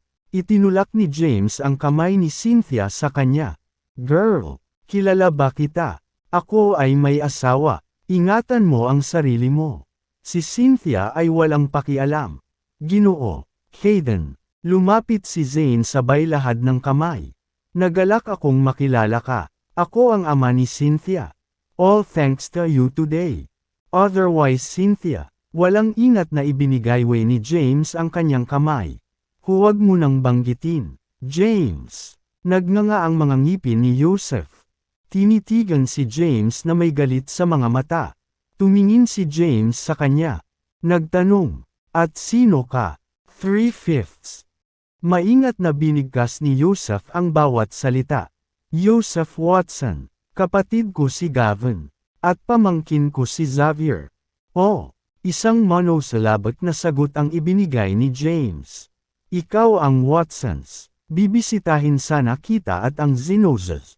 Ngunit iniligtas mo ako sa problema. Dahil nandito tayong lahat, solusyonan natin ito minsan at para sa lahat. Sa nakalipas na ilang araw, hinahabol ng Watsons at Zenoses ang mga kalahan. Pinaplano ni James na lutisin ang mga isyong ito pagkatapos ng medical conference. Gayunpaman, tulad ng mangyayari sa kapalaran, maaari niyang lutisin ito ngayon. Makapal ang tensyon sa hangin. Humakbang si Zane at sinubukan silang payuhan. Mga ginoo, maaari ba nating lutisin ito ng mapayapa? Hindi. Si James ang unang sumagot. Umabant na rin siya. Kaagad, hinawakan niya si Joseph at itinaas mula sa lupa. Umuungal. Kung may anumang bagay na hindi ka nasisiyahan, lumapit ka sa akin. Bakit kasali ang mga kalahan? Itinaas niya si Joseph at itinapon ito ng ilang metro. Malakas na bumagsak sa lupa si Joseph. Umuungol sa sakit. Bago pa man magawa ng mga gwardya, natamba na ni James sina Zack at Richard. Sa wakas, tumugon ang mga gwardya at inatake si James. Gayunpaman, hindi sila kalaban para sa kanya sa loob ng 1 minuto. Lahat ng tao sa hotel ay nasa lupa. Ilang tao na lang ang naiwan na nakatayo. Napatingin siya sa lahat ng nasa sahig. Malamig niyang sinabi, kung lalapit ka sa akin, lalaruin ko ang laro mo. Kung hahabulin mo ang mga kalahan at ang asawa ko, huwag mo akong sisihin sa susunod na mangyayari. Bawiin ang utos ng pagpatay sa mga kalahan. Kung hindi ay patay ka bukas. Itinaas ni James ang kanyang braso. Ang mga pilak na karayom ay inilabas. Natagpuan nila ang kanilang mga marka kina Joseph, Zack, at Richard. Napaungol silang lahat sa sakit sa lupa. Ngumiti si James kay Zane. Sa muli nating pagkikita. Pagkatapos nun, tumalikod na siya at umalis. Kabanata 506. Lahat ng tao sa Joy Hotel ay nasa lupa. Umuungol sa sakit. Sina Zane, Cynthia, at Luther na lang ang natitira na nakatayo. Kahanga-hanga, huminga ng malalim si Luther. Napakarami kong narinig tungkol sa Black Dragon. Talagang nabubuhay siya sa kanyang reputasyon. Alam ko, sabi ni Zane, napaka-impressed niyan. Ang lakas ng Black Dragon ay walang kapantay at ang kanyang mga medikal na kasanayan ay walang kapantay. Tatay, napatingin si Cynthia kay Zane na nanlalaki ang mata. Mukhang nagbitiw si Zane. Siya ang Black Dragon. Ano ang magagawa ko? Tara, uwi na tayo. Sa labas ng hotel, tumanggi si Thea na umalis.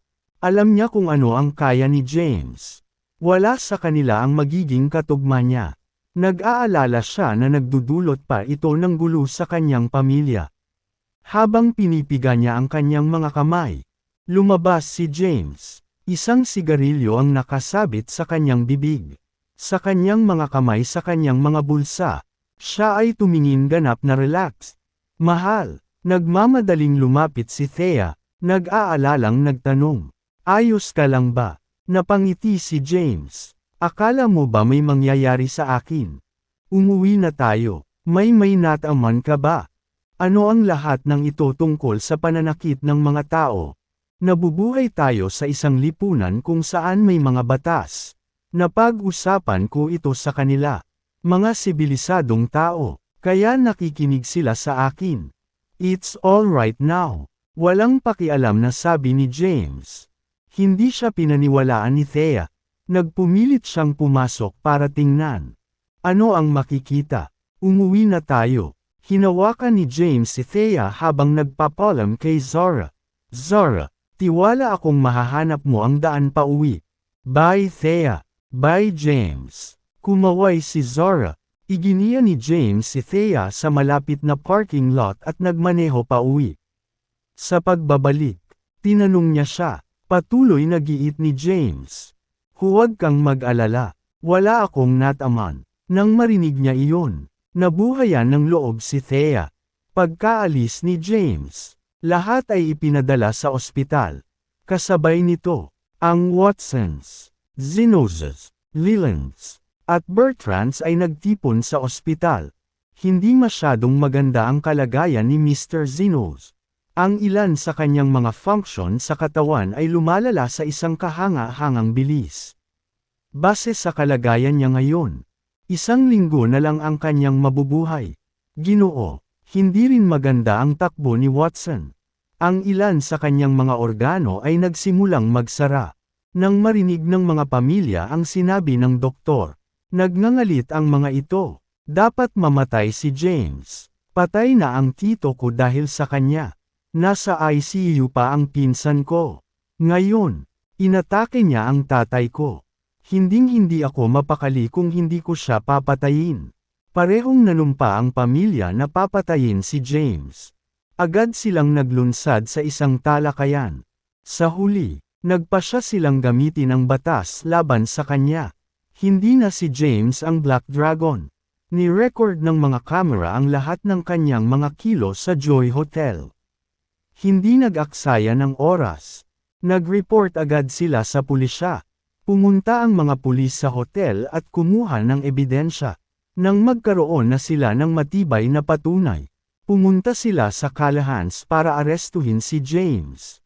Nakauwi na si James, si Gladys at Benjamin, na nasa ospital para bisitahin si David, ay bumalik. Naiwan si Alisa para alagaan si David.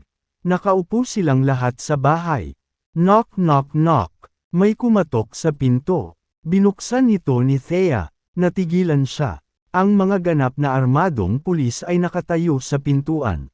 Hawak ang kanilang mga baril at badge. Isang pulis na nasa katanghaliang gulang ang nagpakita sa kanya ng warrant of arrest. Malamig niyang sinabi, ito ay isang warrant of arrest. Nasa bahay ba si James Caden? Oo. Oo siya ay. Takot na tumango si Thea. Fair na. Nag-utos ang nasa katanghaliang gulang na pulis. Isang grupo ng mga pulis ang sumugod.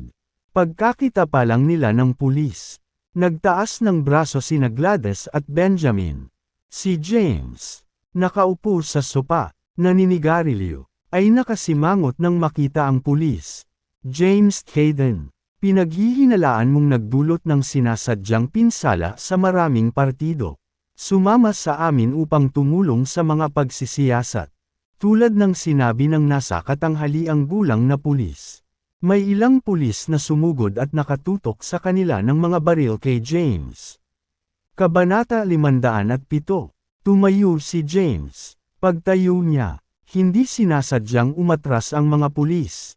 Bago ang paglalakbay, nakita nila siya sa pagkilos.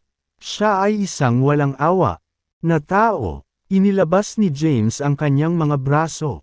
Lumapit sa kanya ang ilang pulis na nakapusos. Pinagdikit ang kanyang mga kamay. Dalhin mo siya. Kinuha si James. Nagsimulang umiyak si Thea, nang makita niya ang pulis. Nagulat siya, then she realized na baka may nambugbog si James sa hotel. Honey, Napatingin siya kay James na ngayon ay nakaposas. Nangingilid ang luha niya. Huminto si James at tumingin sa kanya. Ngumiti siya. Huwag kang mag-alala. Pumunta sa common clinic bukas ng umaga at hanapin si May. May espadang nakatago sa ilalim ng kama sa isang lihim na kompartimento. Kunin si May para dalhin ang espada sa istasyon ng pulis. Umalis na si James pagkatapos nun. Boo-hoo! Sigaw ng puso ni Thea. Sa police station, sa silid ng interogasyon, naka-cuff si James. May dalawang pulis sa harapan niya. Ang isa sa kanila ay lalaki.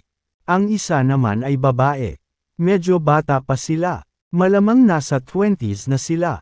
May hawak na panulat ang babaeng pulis. Paulit-ulit niya itong pinahihit bago ibinagsak ang palad sa mesa. Umungol siya. James Hayden, hindi mo pa ba aminin? Ngumiti lang si James. Ano ang inaamin ko? Sinabi ng babaeng pulis. Anong ginagawa mo sa Joy Hotel mamayang alas 8 ng gabi? Oh, yan ba ang tinatanong mo? Walang ingat na sabi ni James. Nagturo ako ng leksyon sa ilang tao gamit ang aking mga kamay. Agad na gumawa ng note ang pulis. Tanong ng babaeng pulis. Anong ginawa mo? Gabayan mo kami. Gumawa ng ilang galaw si James. Ganito lang. Lahat sila natambas sa lupa. Hindi pa ako nakakagamit ng kahit anong lakas. Napakahina nila. Mga kaibigan, ipinapayo ko sa iyo na palayain mo ako sa lalong madaling panahon. Malamig na sabi ng policewoman. James, kilala mo ba kung sino ang inatake mo? Inatake mo ang Watsons, ang Zenoses, at ang Bertrands. Tapos ka na para, humanda kang gugulin ang natitirang bahagi ng iyong buhay sa likod ng mga bar. Ngumiti lang si James. Pagkatapos ng interogasyon, dinala siya sa lock-up. Nakipag-ugnayan ang pulisya sa Zenoses at Watsons. Na ipinaalam sa kanila na inaresto nila si James at nagtanong tungkol sa kanilang susunod na hakbang. Parehong pumayag ang mga pamilya na hayaan si James na gugulin ang natitirang bahagi ng kanyang buhay sa likod ng mga bar. Hanggat siya ay nasa kulungan. Madaling ma-aksident. Parehong hiniling ng pamilya na kasuhan din si James. Batay sa ebidensyang mayroon sila. Walang takas si James. Noong gabing iyon, mahimbing na nakatulog si James sa lock-up. Si Thea naman ay hindi nakatulog. Madaling araw, umalis siya ng bahay para sa common clinic at hanapin ang Mayo. Umiiyak si Thea, na nagsasabing, naaresto si James. Sinabihan niya akong kunin ka at binanggit ang isang espada sa klinik. Ito ay nasa isang lihim na kompartimento sa ilalim ng kama. At gusto niyang dalhin ito sa istasyon ng pulisya. Nalilito si May Sword. Anong espada? Pumunta siya sa likod na kwarto at binuhat ang kutsan. Natuklasan niya ang isang mahabang kahon. Binuksan niya ito para makita ang isang piraso ng itim na tela. Inilabas niya ito. Nakabalot ito sa isang espada. Binuksan niya ito. Ano? Natigilan si May. Ito ba ang Blade of Justice? Dahil dati siyang isang assassin. Siya ay may kaalaman na kailangang matuto ng maraming bagay. Alam niyang si Saul ang may Blade of Justice. Sa bawat dinastiya, ang espadang ito ay nasa pinakamataas na posisyon. Matapos may set up si Saul, naipasa rin ang espada. Ito ang pinakamataas na batas kay Saul. At walang makakapagpawalang bisa rito. Alam ni May na ang espadang ito ay nahulog sa kamay ng general ng Black Dragon Army ilang taon na ang nakararaan. Nang mamatay ang dating Black Dragon sa labanan, binawi ng hari ng Saul ang espada. Nang gawing general si James, ibinigay ng hari sa kanya ang Blade of Justice sa Blade of Justice. Walang makahawak kay James. Nang makita niya ang matalas na espada, bumili ng tibok ng puso ni May. Ito ay ang Blade of Justice. Ang mismong parehong sa batas ni Saul. Ang tibak ay may kapangyarihang maglagay ng sinuman sa paglilitis. Isang tao lamang ang may kapangyarihang humawak ng espadang ito. Si James iyon. Kahit nagbitiw na si James, kanya pa rin ang espada. Ano ito? Napatingin si Thea sa espadang nasa kamay ni May. Hindi napigilan ang sarili na magtanong kay wala. Umiling si May. Mabilis na pinalitan ang espada sa lalagyan nito at binalot ito ng itim na tela. Ang pagligtas kay James gamit ang espada ay wala sa tanong. Sapat na ang alam niya para maunawaan kung ano ang kinakatawan ng espada. Ito ay ang batas. May kapangyarihan itong litisin ang mga nakatakas sa batas o ang mga nasa itaas nito. Ang mismong pag-aral ng espada ay isang alamat. Noong nasa infantry pa nito si Saul, ilang general ang nagpetisyon na tanggalin ang espada. Nag-aalala na ito ay masyadong makapangyarihan. Gayunpaman, nagpa siya ang araw na panatilihin ito. Alam ni May na kung gagamitin niya ang espada para iligtas si James. Labag ito sa lahat ng kinakatawan ng espada. Magkakaproblema sila kapag may nahuli nito. Huwag kang mag-alala, Thea. Gagawa ako ng ideya para iligtas si James. Ibinalik niya ang espada sa orihinal nitong lugar. Ang Blythe King lang ang makakapagligtas kay James ngayon. Nang ligtas ng may tago ang espada, sinabi niya, "Umuwi ka na, Thea, lalabas ako." With that, umalis na siya. Nagmaneho siya papunta sa lugar ng militar ngunit napahinto siya doon. Wala siyang choice kundi tawagan si Henry at ipaliwanag ang mga bagay-bagay. Gising na si Henry. Nakahinga siya ng maluwag. Inaresto ng mga pulis si James. Ano ngayon? Ito ay walang kahihinatnan. Carelessly, sinabi niya, "Huwag kang mag-alala tungkol dito." Maaaring nagbitiw si James. Ngunit siya ang Black Dragon na nakipaglaban sa ating bansa. Isa pa, nasa kanya ang Blade of Justice. Kaya magiging maayos siya. Ito ay simbolo ng pagkilala mula sa hari ng Saul. Henry, pinag-uusapan natin ang Blade of Justice. Ito ang pinakamataas na batas ni Saul. Ginagamit ito laban sa mga kriminal. Hindi para iligtas ang sariling balat si James ay nasa malaking problema ngayon. Hindi natin alam kung gaano karaming tao ang nakatutok sa kanya. Kung gagamitin natin ang Blade of Justice, ihahayag natin ang ating kamay. Sinuri ni May ang sitwasyon. Mas maganda kung hayaan natin ang Blythe King ang humawak nito. Nasa entrance na ako ng military area. Pero pinigilan ako. Napaisip si Henry at sumang-ayon kay May. Mas maging ligtas kaysa magsisi. Tinawag niya ang Blythe King. Nang malaman ito ng Blythe King, agad niyang inimbitahan si May sa lugar ng militar. Sa opisina ng Blythe King sa lugar ng militar, binigyan siya ni May ng masusing ulat, na may seryosong ekspresyon. Sinabi ng Blythe King, "Ito ay hindi magandang panahon para gamitin ang Blade of Justice. Ito ay bagay ng alamat. Kung gagamitin niya ito para iligtas ang sarili niya, isisiwalat niya ang lahat ng maaaring ipetisyon ng people in the capital para bawiin ang Blade of Justice. Mawawala ang lahat kay James. Commander, kailangan mong iligtas si James." Ikan-away ng Blythe King ang kanyang kamay. "Alam ko na ang gagawin. Umuwi ka na." "Opo, Ginoo." Tumalikod na si May para umalis. Naglabas ng utos ang Blythe King na imbestigahan ang lahat tungkol sa pag-aresto kay James. Maya-maya, nakuha na niya ang sagot niya. Pinakamabuting hindi siya makita. Kaya inayos niya na pumunta si Daniel sa ospital at bisitahin ang Watsons at Zenozas. Sa sandaling utos ito ng Blythe King, nagpalit si Daniel ng simpleng damit at nagtungo sa ospital. Sa isang ward sa ospital, nakahiga si Joseph sa kama. 1 pulgada mula sa kamatayan. 45 taong gulang pa lamang siya. Ngunit mukhang mas matanda siya sa kanyang edad. Sa loob ng isang gabi, pumuti ang kanyang buhok. Ang Watsons ay galit na galit sa pag-aalala. May pumasok na nagsabing, Mr. Watson, humihiling ng pagpupulong si Daniel Highsmith mula sa militar.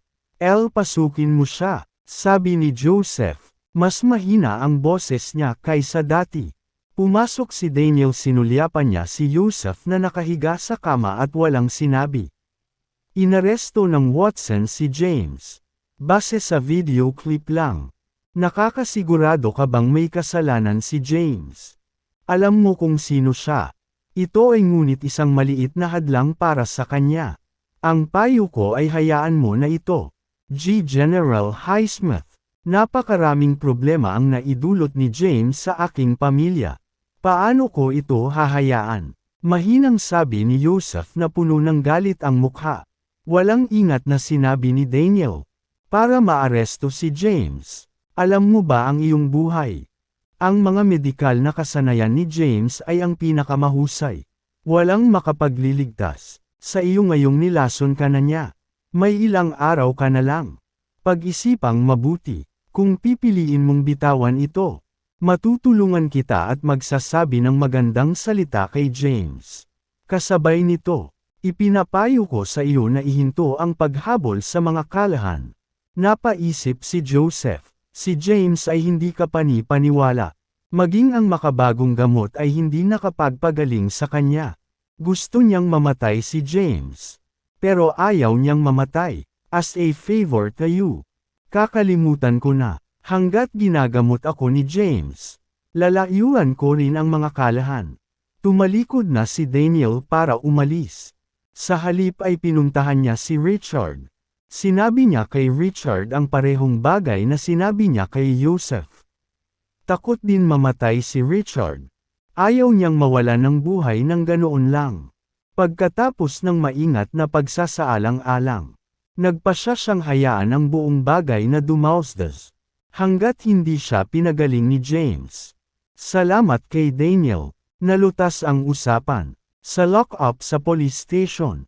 Mahimbing pa rin ang tulog ni James. Umalangaw-ngaw ang mga yabag sa labas. Bumukas ang grill. James. Pumasok si Daniel. Nagising si James. Bumangon mula sa kahoy na kama. Nang makita niya si Daniel ay kumunat ang noo niya. General Highsmith. Ngumiti si Daniel. Ang Blythe King ay naabisuhan tungkol sa mga kaganapan. Sa palagay niya ay maaari mong iligtas ang Blade of Justice para sa isang mas matinding sitwasyon. Kung gagamitin mo ito ngayon, makakatakas ka. Ngunit ang mga tao ay magsisisigaw tungkol dito at magpepetisyon na bawiin ang espada. Humikab si James. Kailangan niya ng sigarilyo. Bigyan mo ako ng sigarilyo. Mabilis na gumawa ng isa si Daniel. Sinindihan. At ipinasa kay James. Pagkatapos, sinabi niya, nakumbinsi ko ang Watsons at Zenuzas na hayaan na ang lahat. At titigil na rin sila sa paghabol sa mga kalahan. Malaya ka nang umalis. Pero James, pwede bang maawa ka at hayaan mo na rin ang mga Zenuzas at Watsons? Bumuga ng sigarilyo si James. Hindi ko gustong makipagtalo sa kanila. Kung titigil sila sa paghabol sa mga kalahan, patatawarin ko sila sa pagkakataong ito. Sa ganitong paraan, James, magalang na sumenya si Daniel. Umalis si James. Dinala siya ni Daniel sa ospital. Gamit ang ilang pilak na karayom. Pinagaling niya sina Joseph at Richard. Pinahintulutan silang mabuhay. Pagkatapos noon, maingat niyang sinabi, "Let me make myself clear. Ikaw ang pinakamahusay na makitungo sa akin kung mayroong anumang bagay na hindi ka nasisiyahan. Don't you dare go after my wife or her family." Sina Gavin at Xavier ang unang halimbawa. Ulitin mo ulit ang parehong pagkakamali at hindi ako magiging mabait. Tumalikod na si James para umalis. Pagkalabas niya ng ospital, pinauwi niya si Daniel. Sa Callahan's, nag-aalalang tumatakbo si Thea. Knock knock knock. May kumakatok sa pinto. Nagmamadali siyang lumapit para buksan ito. Nang makita niya si James, yamakap siya sa kanya at umiyak. "Honey, nakauwi ka na. Nakauwi ka na." Inakbayan siya ni James at ngumiti. Sabi ko naman sa'yo walang dapat ipag-alala. Oh, magsisimula na ang medical conference ngayon. Ang lahat ng mga doktor ay natipon sa Medical Street ngayon. Tingnan natin ito at kunin ang pamagat ng ang pinakamagandang doktor. James, basura ka. Anong ginawa mo kahapon? Umalangaw-ngaw sa buong bahay ang galit na boses ni Gladys. Lumapit sa kanya si Gladys na nasa balakang. Sinabing, maging tapat ka, o huwag mong isipin ang muling pagtapak sa bahay na ito. Naka-insign si James. Mom, wala lang. Nagkamali ang pulis. Kung may nagawa ba akong mali? Sa tingin mo ba bibitawan nila ako pagkatapos ng isang gabi? Sigurado ka ba? May reserbasyon pa rin si Gladys. Natakot siya nang makita niya ang nangyari kahapon. Confident na sinabi ni James. I promise everything's okay. At saka, maraming nangyayari sa Medical Street ngayon. Gusto mo bang sumama? Mama, pasa ako. Paano siya magiging interesado pagkatapos nito? Napakaraming nangyari. At nasa ospital pa rin si David. Pumasok ka at pag-usapan natin ito. Hinayla ni Thea si James papasok sa bahay at isinara ang pinto sa likod niya. Pumasok si James at umupo sa sofa. Tumingin siya kay Benjamin. Dad, gusto mo bang pumunta? Naintriga si Benjamin. Ang bulong-bulungan ay ang partikular na medikal na conference na ito ay mas nakakagulat kaysa karaniwan. Maraming sikat na doktor ang dumalo. Kasama na ang mga internasyonal. Napatingin siya kay Gladys at umiling. Palagay ko hindi. Walang ibang sinabi si James. Tumingin siya kay Thea at sinabing, Darling, go get change. Bumaba tayo sa Medical Street. Sige. Pumunta si Thea sa kwarto niya. Naglabas ng sigarilyo si James at nagsimulang manigarilyo. Knock knock knock. May kumatok ulit sa pinto. Sinabi ni Gladys, James, kunin mo ang pinto. Sumunod si James nang makita niya si Lex. Hindi niya maiwasang magtanong, Lolo. Pumasok si Lex at hinawakan ng mahigpit ang kamay ni James. Puno ng pasasalamat ang mukha nito. James, salamat, salamat. Napangiti si James. Lumapit si Gladys sa kanila. Halata sa mukha niya ang pagkalito. Tay, ano pong nangyayari? Masyado pang maaga para magpasalamat. Ano ang ginawa ng basurang ito?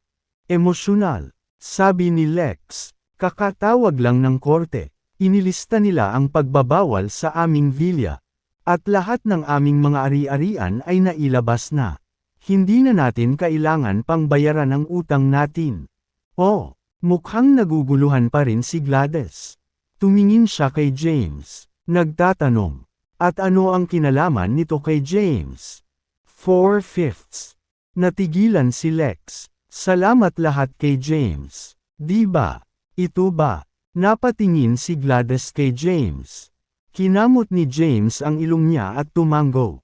Tama iyan. Sina Howard, John, at ang iba pang pamilya ay sumama rin kay Lex.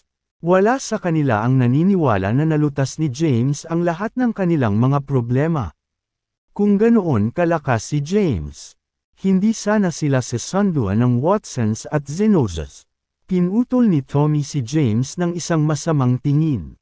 Mukhang nandidiri. James, tigilan mo na ang pagmamayabang. Kung nalutas mo ang aming mga problema, hayaan mo akong magtanong sa iyo. Paano mo nagawa? Napatingin ang lahat kay James. Humalaklak si James. Natalo ko ang Watsons at Zenozas. Ang sakit ay isang mahusay na motivator. Ang ginawa ko lang ay banta sila ng kamatayan kung susundan kanila. Habang nagsasalita siya, gumawa siya ng ilang gestures. Ha ha ha, ginawa ko iyon, at iyon, at lahat ng bodyguards ay bumaba. Mukhang nandidiri si Tommy. Hindi siya naniwala ni isang salita sa bibig ni James. Ang Watsons at Zenozas ay maimpluwensyang, makapangyarihang mga pamilya. Walang paraan na matatakot sila kay James. Walang naniwala kay James. Ipinapalagay ni Lex na nalutas ni James ang kanilang mga problema dahil inalagaan niya ang kanilang tirahan at ang Montgomery. Now that he thought about it, baka wala namang kinalaman si James dito. Lolo, mga tiyo, lumabas si Thea mula sa kanyang silid na may bagong palat na damit. Tinanong niya, bakit ka nandito? Jolnes sinilid, pinapaalis tayo ng mga Walsons at Zenozas. Ibinalik din ng hukuman ang lahat ng iyong negosyo at pinalaya ang lahat ng iyong mga ari-arian. Ang iyong mga problema ay opisyal na nalutas. At talaga, tuwang-tuwa si Thea kay Happy. She asked, "What happened? Paano ito naresolba sa isang gabi?" Tanong ni Gladys. Thea, saan kayo nagpunta ni James kagabi? At ano ang ginawa mo?